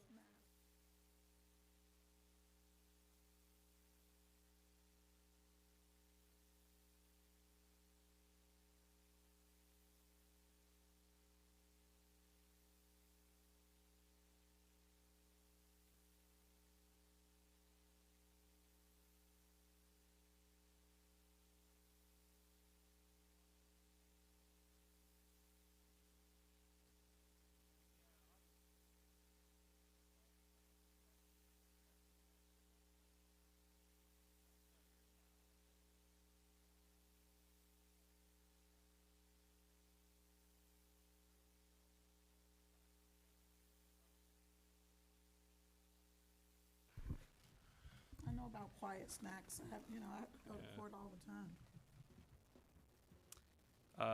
Okay, well, I think we can get going, right? We on? All right, got the thumb up. All right, so welcome to today's Finance and Budget Committee meeting on July 12th, 2021 at 8 p.m. I'm not approximately. even sorry. Instead of 7:30 p.m. when we were supposed to start because some other committees usurped my time. So we'll kind of try to move quick, obviously. I know that you guys, I did catch the tail end of the last meeting, and it was obviously very informational. So we'll try to get through this stuff somewhat as quick as we can. Some things on the agenda today are pretty simple and going to move pretty quick. Other things might take a little bit longer, of course. But before we get going, did everybody get the meeting minutes for both May and June? I think I had forwarded the meeting minutes that Mary Jo had prepared in May, and then I forwarded the meeting minutes that I had prepared in June. Did everybody have a chance to review both sets? Yes. Yay? Yeah? I didn't have a chance to review them, but I did receive them. Okay. Does anybody have any objections to those meeting minutes or changes that need to be made? No? We all in favor of accepting the meeting minutes that were circulated for both May and June? I'm good with it. Yes? Any nays? Okay, officially approved. I'm going to take minutes today, so I do stink at typing, so bear with me. Meeting minutes for May and June. There we go.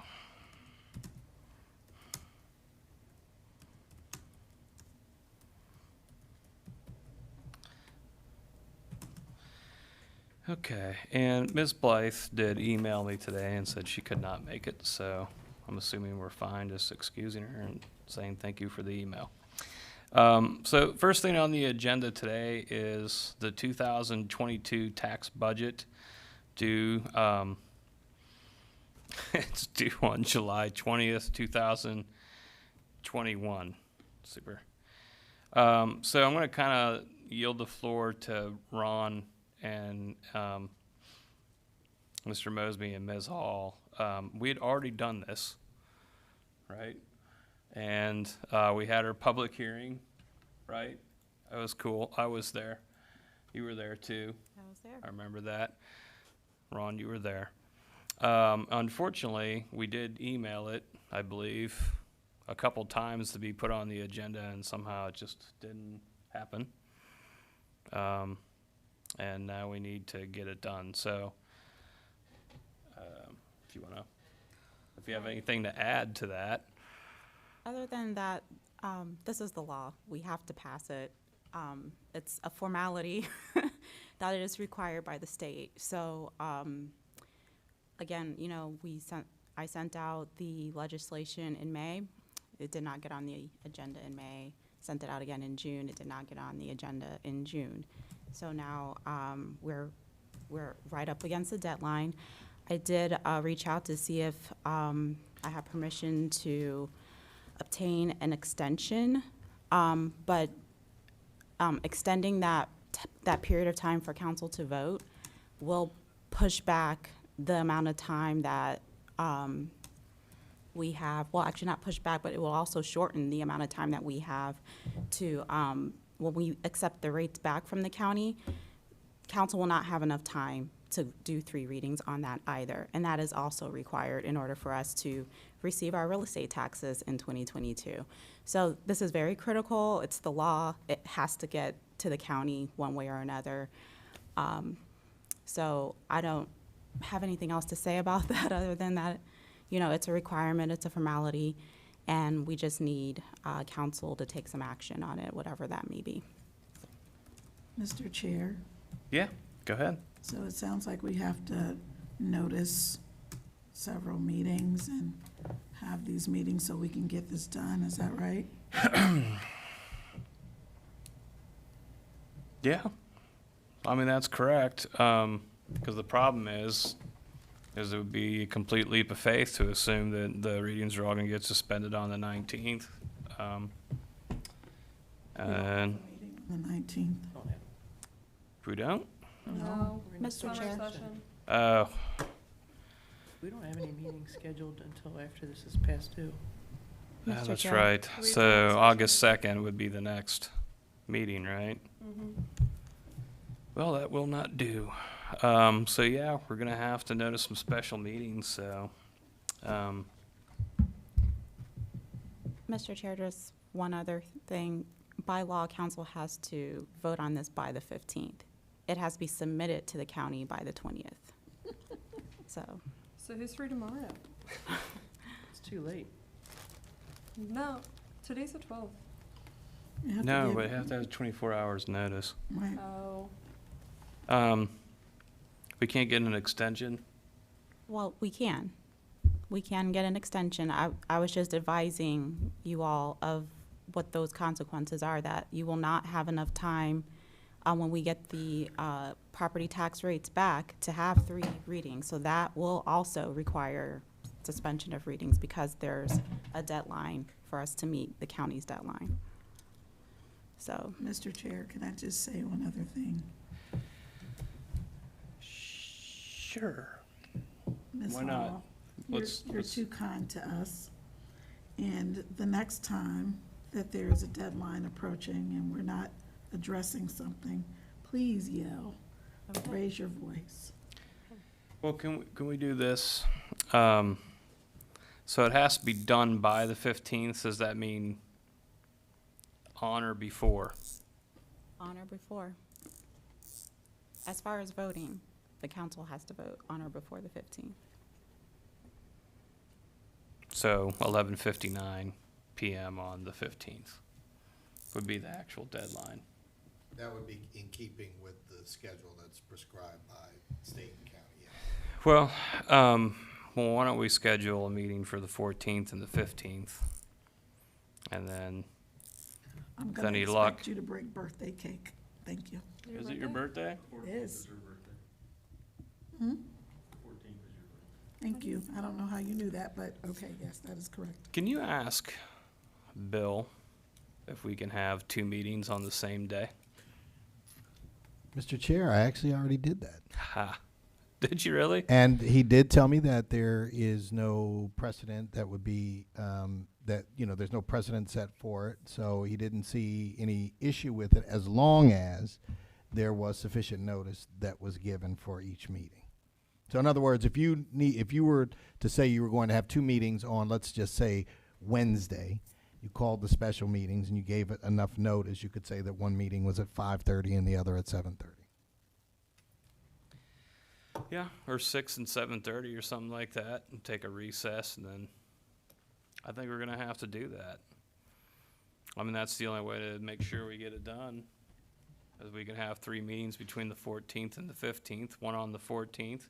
We won't do 2 that day because it's Erica's birthday. Bring cake. I'm nothing if not benevolent.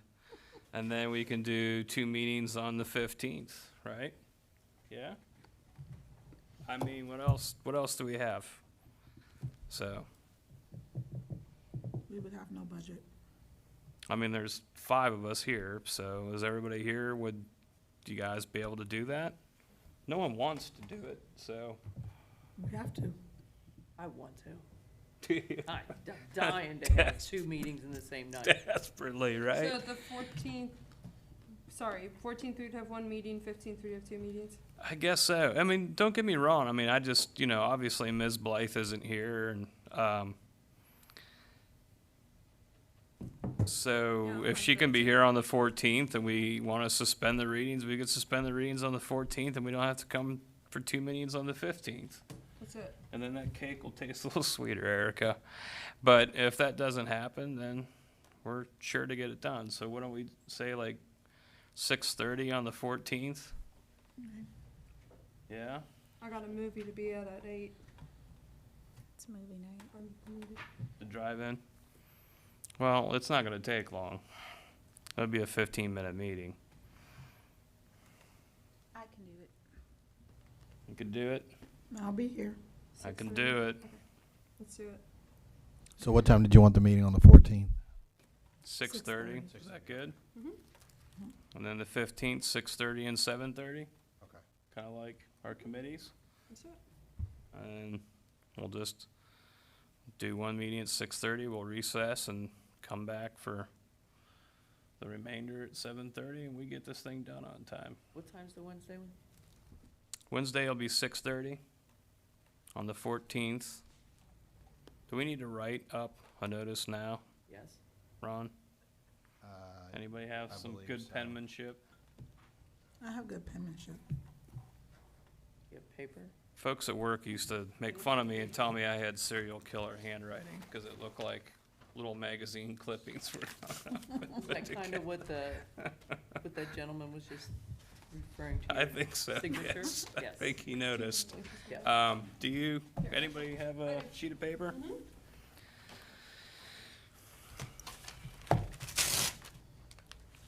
I can rope up Is the that notebook Frenchies. paper? Okay. You have to do 3, even though the one's Right.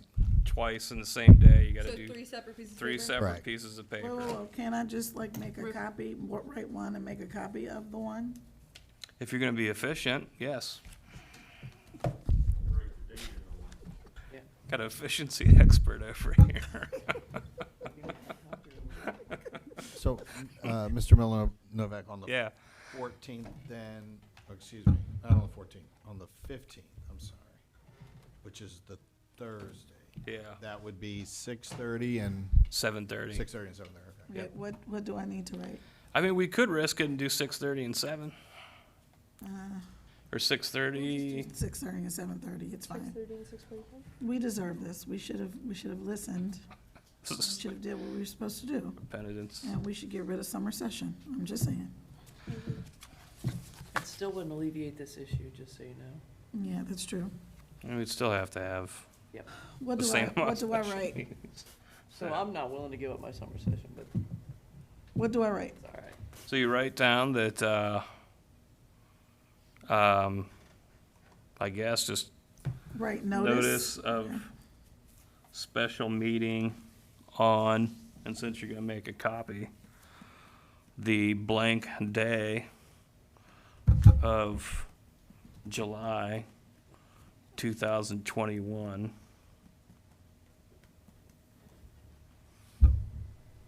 in council chambers. We normally put the address or anything on that, Ron? Yes. What's the address here? Is it 1500 West 1500 West Galbraith Road.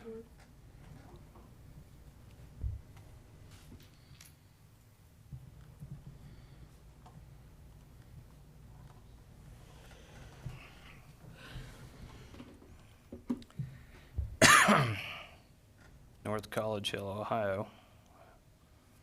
And then what's the zip code right here? 45231. 45231.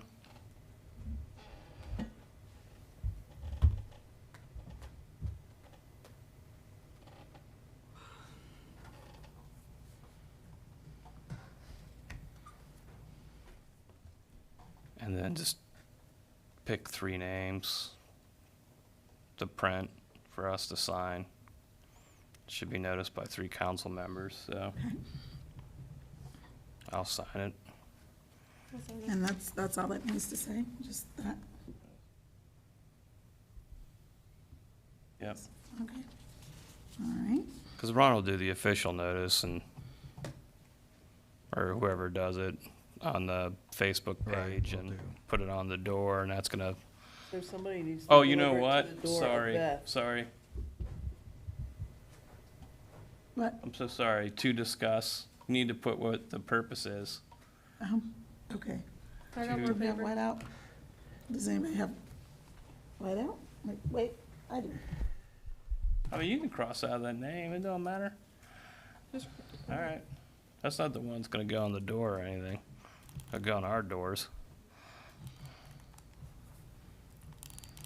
So I sent a text to Larry and Beth to see if they could make them.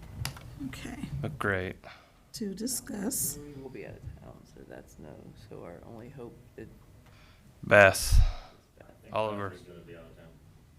To discuss Really? Is Beth Budget? really gonna be out of town? Tax budget. the tax budget Sure for that wasn't Larry? 2022. I don't remember seeing one from I Beth. don't remember seeing one for Beth.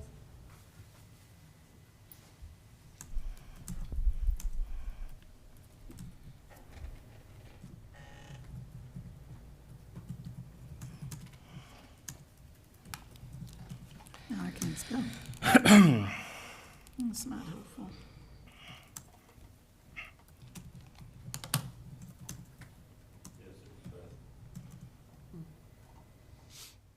So there's our answer. Well, looks like we're having all 3 meetings. Yep. Whether you like it or not. Ron, because it deals with like appropriations and budget, it doesn't need to be declared an emergency or anything, right? It just needs to be voted on by the It's finance, so 15th. it takes effect immediately. In this case, we need it to be passed so that when No. Ari Yep. forwards it to the county, it'll have those dates on it. Yeah, that works. Okay. And now she can write the names. Now I can write the names? I would say discuss Tax budget for And- 2022. read legislate, I guess discuss and vote on, isn't it? No. You can just put like in addition. And vote on, In addition, Council will be. reading. Is it a resolution or an ordinance? Probably a resolution, right? No, for the tax budget, it Yeah. should be an ordinance. Okay, well, conduct readings of the ordinance.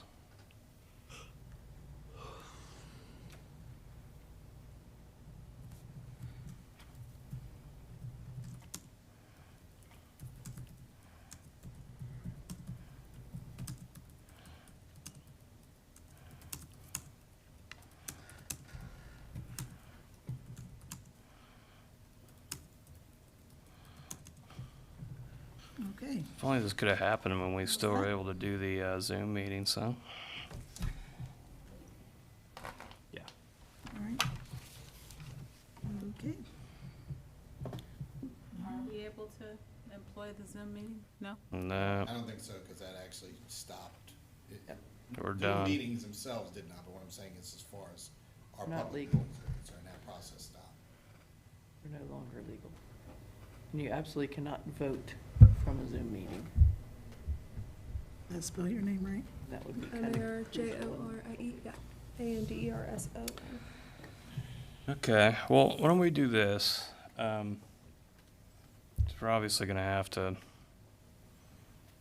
sign a few different versions of those. Why don't we move on, just so we're not killing time? Is that okay, Erica? Sure, I mean, if you all are in agreement, so I mean. We're all in agreement. Married to Walt, and I can work with Bill to get things finalized. So I need to make the copies first, and then we sign the 3 copies, is that right?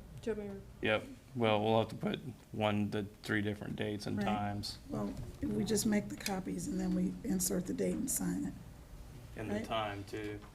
Oh, I didn't put the time. Oh, okay, and then just we can put the time under there, I have room. Yeah. Even though I write really big. Thank you. Thank you, Mr. Graham. Sorry. I kind of forgot about the time too. But I think But that's fine. It's because, again, that's not the official notice that goes on the door of the site. That's just the one that goes on our doors at our homes. Oh, okay. That's all. Okay. I think So the next item on the agenda, which hopefully will not require 5 meetings by next Friday, is an update on DeMel Memorial Park. So what do you got, Ron? So, thank you, Mr. Chair. So we did have a bid opening. We went out, we drafted a request for proposal, and we did have a bid opening. We only had one bidder, Playground Equipment Services, who is, by the way, the same bidder who put in the inclusive playground equipment. The bid that was submitted was about $122,000, $121,769, I believe is the exact amount. But it's basically $122,000. Obviously, it's because of the amount would require a resolution by council for me to enter into that contract. However, the other part of that, and why this is important, is because this grant money which is the community development block grant money, the county has been working with us, but what they require is that we expend the money first, and then it will be reimbursed to us. However, there is also another portion of that, which is that they want us to be underway by September. So what I do know is that once it is approved and once we can enter into the contractor can immediately get in to remove the existing equipment. The only issue at that particular point would be the new playground equipment being ordered, because that would be, there's a backlog. But I do think that if we can show proof that we have entered into the agreement, that he's already underway, that I could work with the county, and we can make sure that we pay basically enough that we would be able to get reimbursed, and then we would be able to see through the project even if we can't get everything finished by September the 30th. how much did we get from the CDBG? Well, the total is 130. We've already spent 6 of that on design. So we have basically 124 left. So, We have Ron, 124 left, and the bid came in at 122. sweet. So, so when we have to, you said we have to begin by September what day? Well, we should be underway by September is what I'm saying. Okay. What I was going to suggest, which is something that you all just spoke about, is that obviously today is, the regular finance committee meeting. There is a regular council meeting in August. If we can have the legislation prepared, if people can agree on that, then that would be one where we can say, okay, since that was the sole source, we know the amount that you all could suspend the readings there, we can approve it, and then we can get underway with it. I think if that's the beginning of August, so that would definitely give us enough time to go ahead and get things rolling. And when would it have to be, just in case 6 people don't show up Oh, that's true. to the August meeting? Because I'm not 100% sure whether or not I'll be here. What I would have to do, tell you Mr. Miller Novak, is to, I would have to let you know. I'll need to talk to Joy, and So we can talk. Can I hold you there? Will be the chance of putting the first reading on that little special meeting we got going right there? Can we add to that? I mean, it's not set in stone. We can rewrite it. Yeah, Yeah? Put a first reading on there. You're smart. I Yep. thought about that. I'm efficient. You are. I mean, we can We do like the a first and efficiency. second on one of those too. Why not? Does Or that we could do copier all have a three. Bluetooth Yeah. option? I'm sorry, say that again. Does the copier that we have a Bluetooth option? It's on the Wi-Fi, right? It is, I believe it is on the Wi-Fi. Yeah, so if you're connected to the Wi-Fi, you should be set to A lot of connect money to and it. it's So- really fast. I can One just and two? type it out and print it. So Yeah, we'll, can we type it out? you can print. Sorry, Mike. We'll do that. Is everybody okay on the committee? Because Erica's about to type, doing the first and the second readings on the 15th. And as we all know, typing is Does prone. that sound good? And then the third reading will be on August 2nd? Sounds good. Yeah? Wait, repeat that? What? We'll do, in addition to the other thing we're already gonna do on these three meetings with the 2022 tax budget, on the 15th at 6:30, we will do the first reading. And then the second reading is for the second meeting that day. And then the third reading will happen on our actual council meeting day of August 2nd. Okay, but that's for the other thing, right? I'm confused. Right, that's for I'm the sorry. Doomley Park stuff. Okay. Yeah. So like your stuff for this is also the same. Okay. The only thing you're It adding would be a is resolution, first reading for right? Yes. the first meeting. To give you the First authority reading to for enter first into. meeting On the 15th. I'll have Second Mr. reading for the Dieters second meeting on the drafted 15th. so we can Okay, that just got way more complicated. get it submitted. I'm gonna ask you to type that. Yeah, I can do that, that's fine. Here we go. Can I just see your thing though, so I can see like what the Absolutely. language is? Yes. Yep. I was like, I'm confused. No, you're good.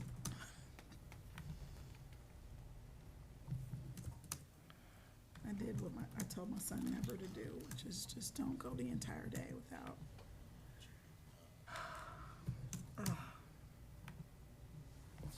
Usually I have more snacks. I grabbed some before I came, but Is there a CIC meeting this Thursday? Supposed to be yes. That's at 6:30. Do they use this chambers? Yes? I can talk to Mr. Cook, though. I mean, we will make an arrangement.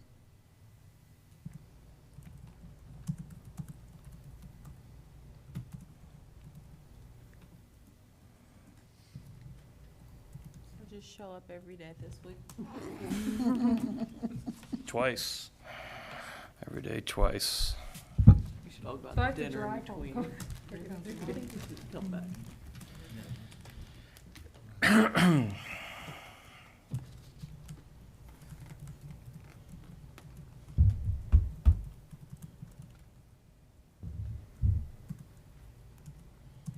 we can keep going through our agenda though, right? Yeah, go ahead. I'll check in when I need to. Okay. All right. That brings me to item number 3. So we have a few project updates. Yes, sir, Mr. Chair. So we have received we've received the funding documents, the agreements for Joseph Dodgen, Bobolink, not Hamilton Avenue. I'll give that in a moment.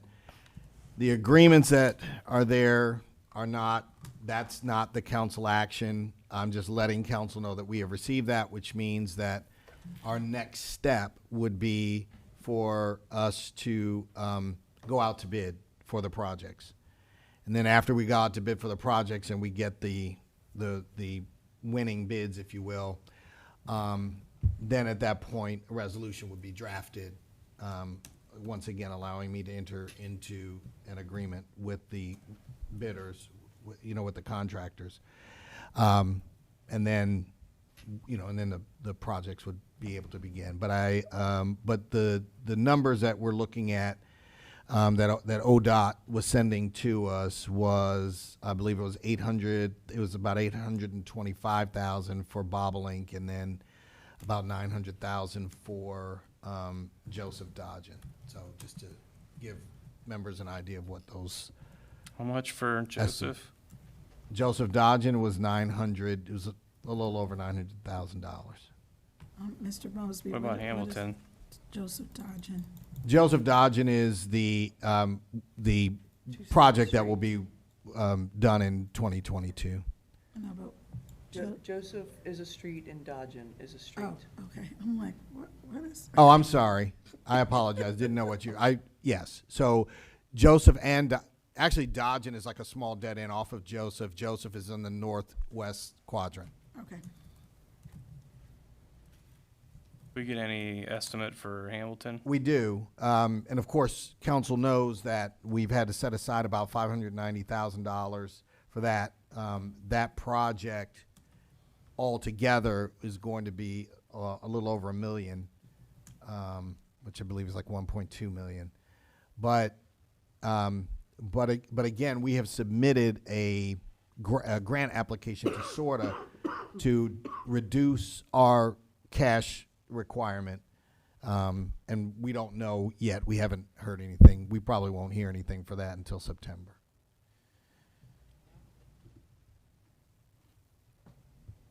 Ms. Underwood, here's your birthday present. How do we finagle Progress Place into this? We don't. I've called on several occasions, and I think I've let council know each time, and I know that I've talked, Ms. Underwood knows, I've talked to her personally about it. That was one, again, that we had, there was a small window of opportunity that we had to get that money. It was money that was left over from a previous budget cycle. But that since we did not commit to that money, that money was gone. So what we could do, and I can go back and I can talk to our engineers, our consultants, JMA, of course, to see. But at this particular time, there's none. We could have perhaps used it for, or maybe sent an application to SORTA for that. But given the fact that Hamilton was coming up, and and we actually have a bus that travels over that street, that was given higher priority. Really quickly before we ask any more questions about this, is this an okay? Can somebody check it? And then I'll just change that date for the other printouts. All the other two printouts will also need information about the other thing too, though. I'm trying to like use my. I know, so what are you doing? Moving his mouse and wondering why I your know, screen's not moving. I was like, dude, that's not Because yours. at work I have two monitors. I'm used to just dragging the thing across. So, 14th day. Yeah, you'll need to do a whole separate one for the 15th, Yeah, 16th. I figured. That's fine. Because we'll do different times too.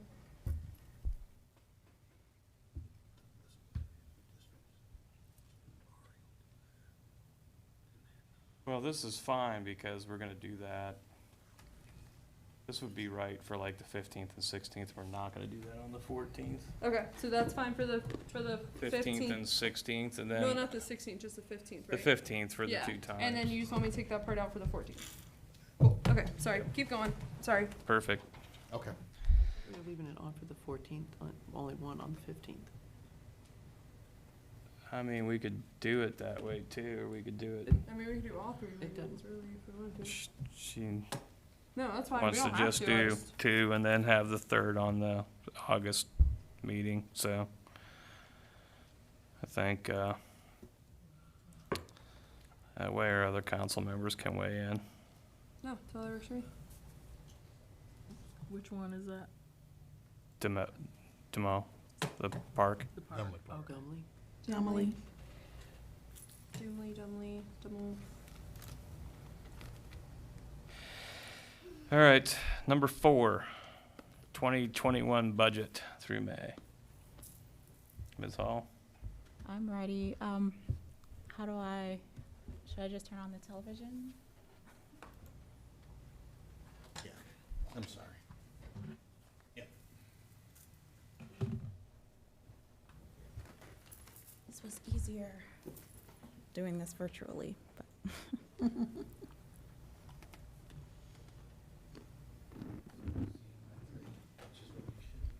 We can watch Netflix here. Oh, is that the new TV that we had, Oh, that we wait. purchased? Is the printer here the LaserJet? Which one is it? Does anybody know what the name of it is? Try that. It's a Canon. I don't have it added because I was trying to print. Oh, no, that's not what I want to do. There's a ton of printers around here, though. We should be able to print one somewhere. I know. Canon C3725i. Okay. Do you see it on here? 'Cause I don't see anything on here. I tried to search for it and couldn't find it. C3725? Yep. I got it.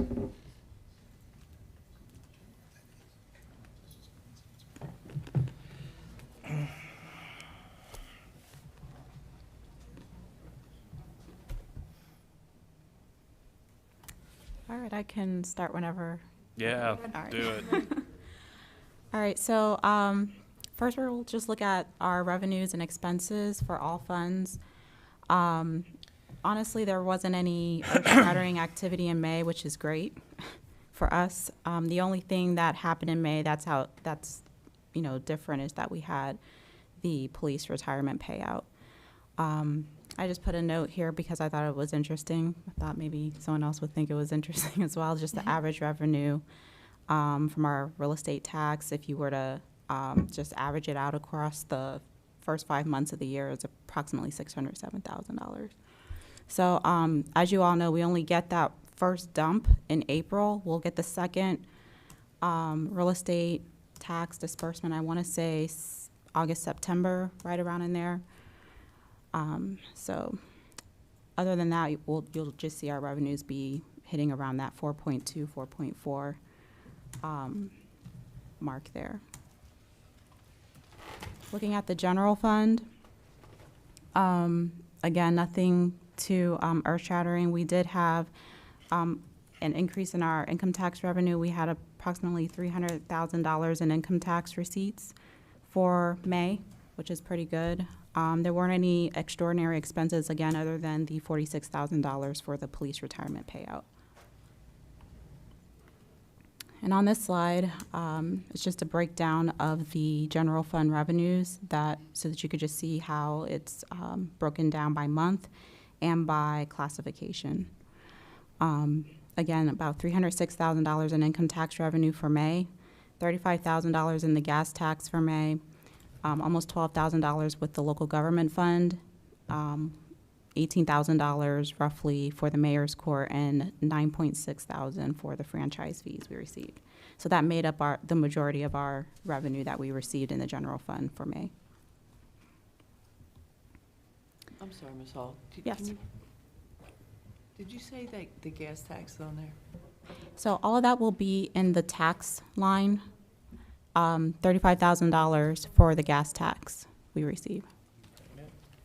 Oh, I see it over on the side. Sorry. Yes. My bad. Thank you.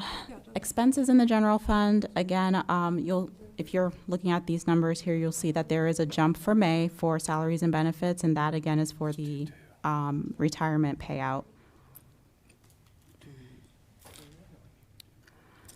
Final slide is the overtime. I did say that I would include the $46,000, that overtime, not the overtime, sorry, the retirement payout in the overtime line item, but the way that our payroll system is set up, it hit the salaries line. So that's why you see it on this slide and the salaries and benefits line. But when I break out the overtime, you're not going to see it here. So that $48,000 for police overtime is strictly overtime. That does not include the retirement payout. I have a question about that. Yes. Why do they have so much overtime? So our police department is short-staffed. We've had, a number of folks leave. We have a couple leaving that we know of this month. One's leaving this month and another one next month. So some of that overtime is because, other officers are having to take up more of that time. There's just a lot of overtime right now. Even with COVID last year, there was a lot of overtime for police, so. Is there still any option to get COVID money to cover that overtime? Or is that? I've not heard any word, any new words anyways, about the American Recovery Money. We do have a small balance of the CARES Act money still left that we could use to offset some of that, but again, this is only May. So we still have the rest of the year to get through. So I'm thinking that by the end of the year, once we know where we stand, then we can maybe make a decision as to whether we'll use some or all of that to cover some of the overtime. I can say this, though, I would have to be realistic. I don't think that I don't think that council should anticipate maybe the amount that we thought we were going to get. The townships have lobbied basically the state government. And so the government or the state of Ohio decided that they would give some of the money to the townships. And that meant that some of that money was going to be money that normally would have come to us. So I know I've talked to a couple of other city administrators, and they've found out that the estimates that they were going to receive were cut in half.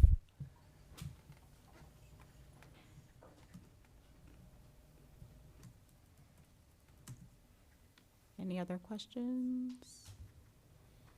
Stupid townships. Yes. What makes them so special? But we don't have any, definitive number as to what we will be getting yet. We've heard nothing, so. Did we not have an estimated amount? There was an estimated amount, but like Mr. Mosby said, we probably will only see maybe half of that, but we don't know. What was that amount? I believe it was about 1.9 million. Then there was another one for 900. Was that the second Well, one? it would have been split in half. Yeah. We would have gotten approximately 900,000 this year and 900,000 next year for the total of 1.9. So. Sorry to end on such a depressing note. So. And that's all I've got if you don't have any other It's hot, too. questions. I'm just saying it's not just me. No, I'm not too. I'm done. You wanna grab these papers and sign them real quick?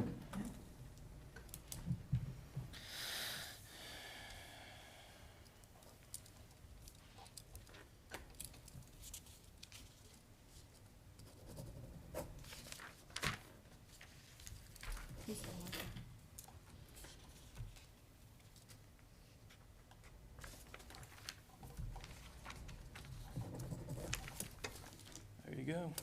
Thank you. You can continue. If you That's want the to. end of my presentation. So, thank you. Mr. Chair, I also feel like I have to would like to say this. I certainly appreciate and wanted to make, public. We've, I think even during the midst of the pandemic, Ms. Hall has been able to set aside reserve funds, which is something that we didn't have when I first came aboard. So I do think that that is a significant step for us. And so I did want to make sure that council certainly is aware of that. So. Thank you. So next is, we're good on the budget. Move on. Move along, move along. How many copies of these? Moving. Do we need a copy of all those for each of our doors, or? Do not have to put that on my door. No, don't put it on my door. You have to Do put it not on that my mine. door. Do you need it on your door? I would like it in my hand. I do not need it on my door. But Well. it does need to go on Beth's door and Larry's door. Yeah, so we really only need one One copy for her and then one for Beth and Larry's door. So 2 copies. 3 Thank you. copies of each of them. Miss Dewell needs a copy for the file. 4 copies. Going once, going twice. I'll go for 5. Joking. 4 copies. I don't know. We have to pay for them copies. I know. That would go to reserve funds right there, just on special needing notices. All caps in the email now. Let's stop the meeting. Okay. All right. Like I've told y'all twice. Y'all ignored me. What's that? That was the only reserve. She's so soft-spoken. I need her to like. We're get trying it to set together. fire under her Yes. bottom to yell at us next time we miss something. Something like that. But they're not, yeah, but they're not All colors. caps in an email next time. Normally I get yelled at by my mom about it. You can yell at me too. All right, so,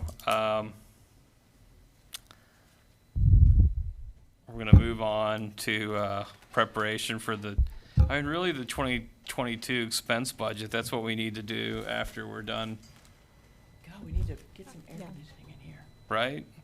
That is There's really not correct. much to talk about, is there? Only to, Mr. Chair, only to just keep it at the forefront of everyone's mind. In September, we will have a public hearing, regarding the 2022 budget.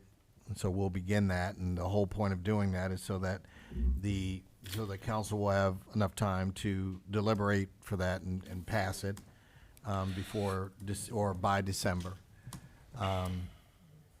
That would be the key. The other part is to perhaps look at some of the priorities. For example, we were just talking today, and the mayor was, mentioning something regarding or talking about, what we would do, what to do with this particular part of the building. I think, well, not this part, the other part, and whether or not, that would be a prudent measure of capital funds to be able to fix up that side so that we can derive revenue, from the use of those rooms in there.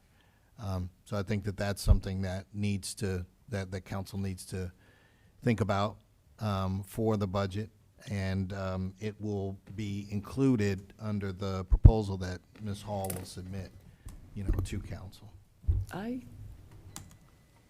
have something in my memory that says we deeded that over to CIC. We were, like, it was started and we were waiting for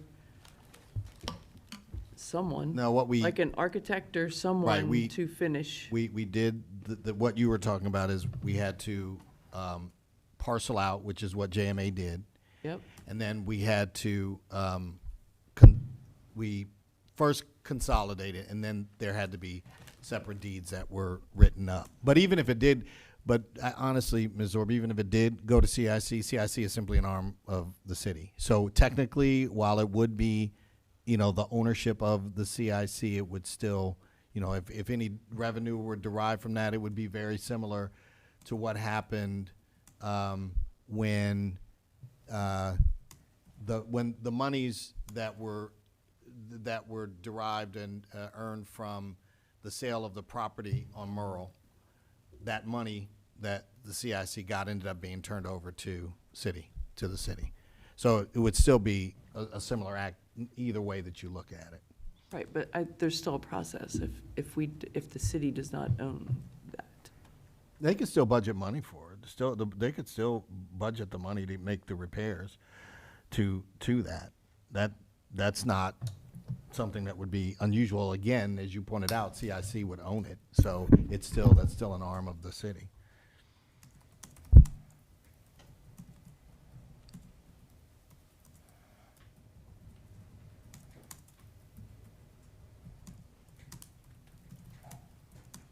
So that was it, Mr. Chair. That I just wanted to make sure that was at the forefront of everyone's mind.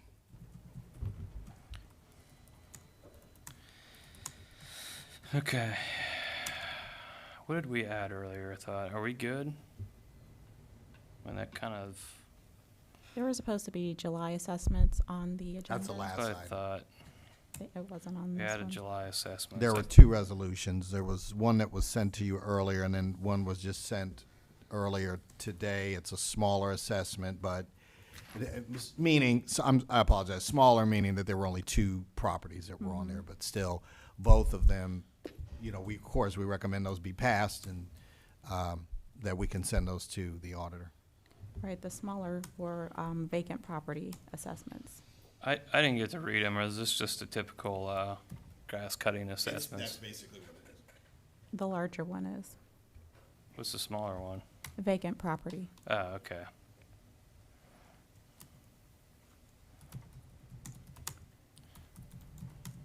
I mean, I know they're here, but that's pretty routine stuff. We just want to send them up to council. Mm-hmm. Sounds good. Yeah, nuts and bolts, right, procedure. So let's just send those on up to council on August 2nd, if they're on the agenda. Let's hope they're on there. You let us know. Yeah. So as chair, you're supposed to send them to the clerk. And me, I think we send them to him, don't we? Send them to the clerk and just copy. Okay, Okay. Is that how mine, okay. yeah. I mean, they've been doing it.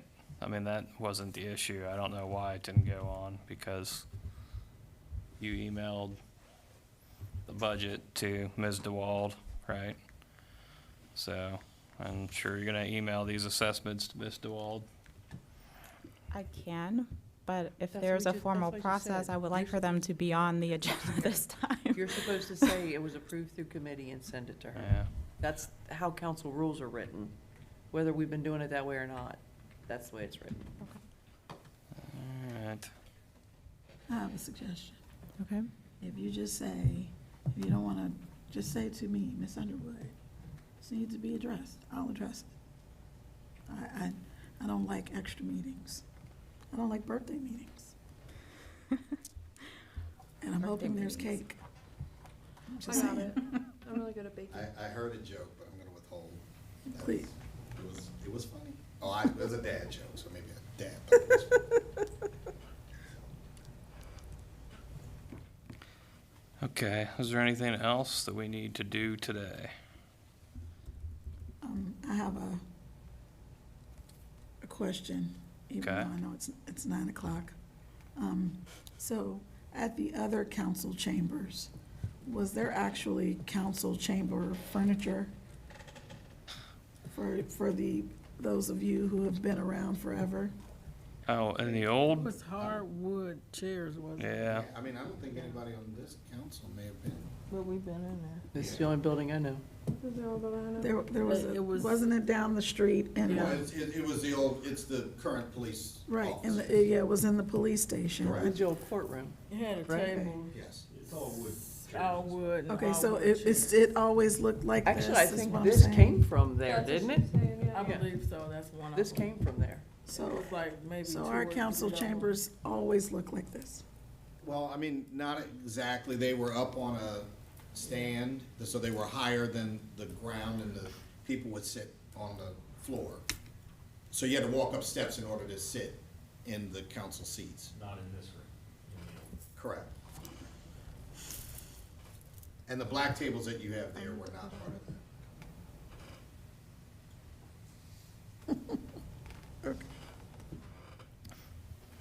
It was more like a judge's bench. It was. That's what it reminds me of.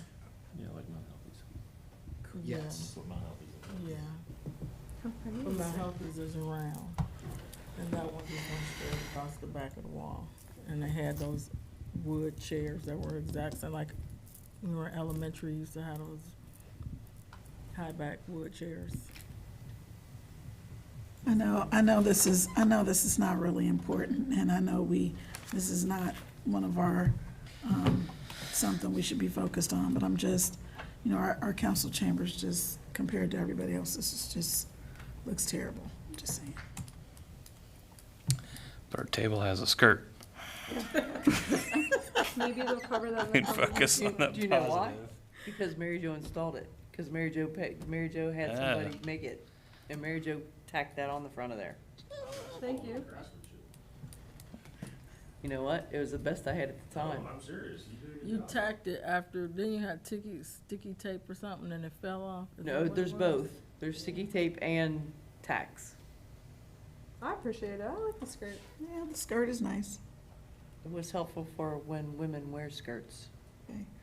Mr. Miller Novak, even though, regardless of whether we can actually get a desk that looks Yeah. like we are a city council, how do we get new chairs? Because Well, we already talked about it. Ron said that if it's in our council budget, we can use our council budget to pay for new chairs. So the question is whether or not we have enough money in our council budget to buy new chairs. Stop printing out meeting Technically, notices. what we would do is just, we would get them and then an appropriation would just be made just to make an adjustment. It would just increase your budget for the amount that it costs. That's it. So what do we need to do?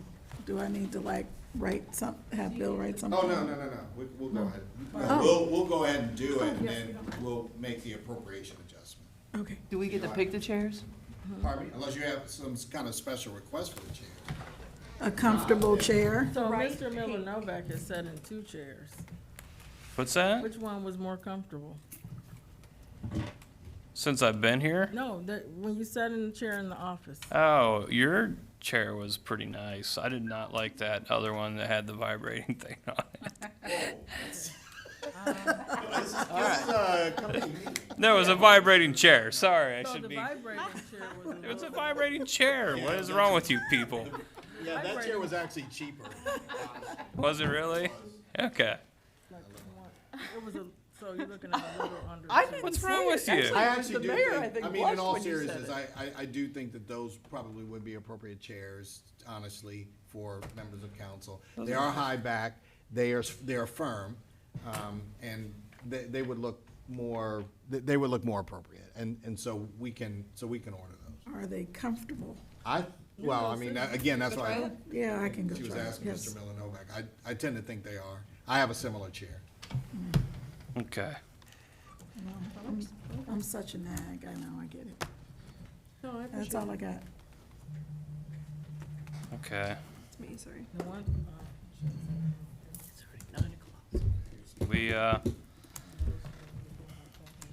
We done? Has anybody got anything else you want to bring up? There's Do we need nothing to else, get? unless Ms. Hall has something, but I don't have anything. Ms. Hall, is there anything else? There is nothing else. Okay.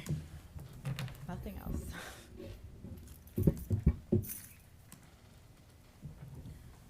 Okay. Well, we ready to adjourn? Anybody have any objections to adjourning at this point in time? All good? We're good. All in favor? Okay, we're done. Thank you. Thanks, everyone, for the late night. And Marjorie's fold.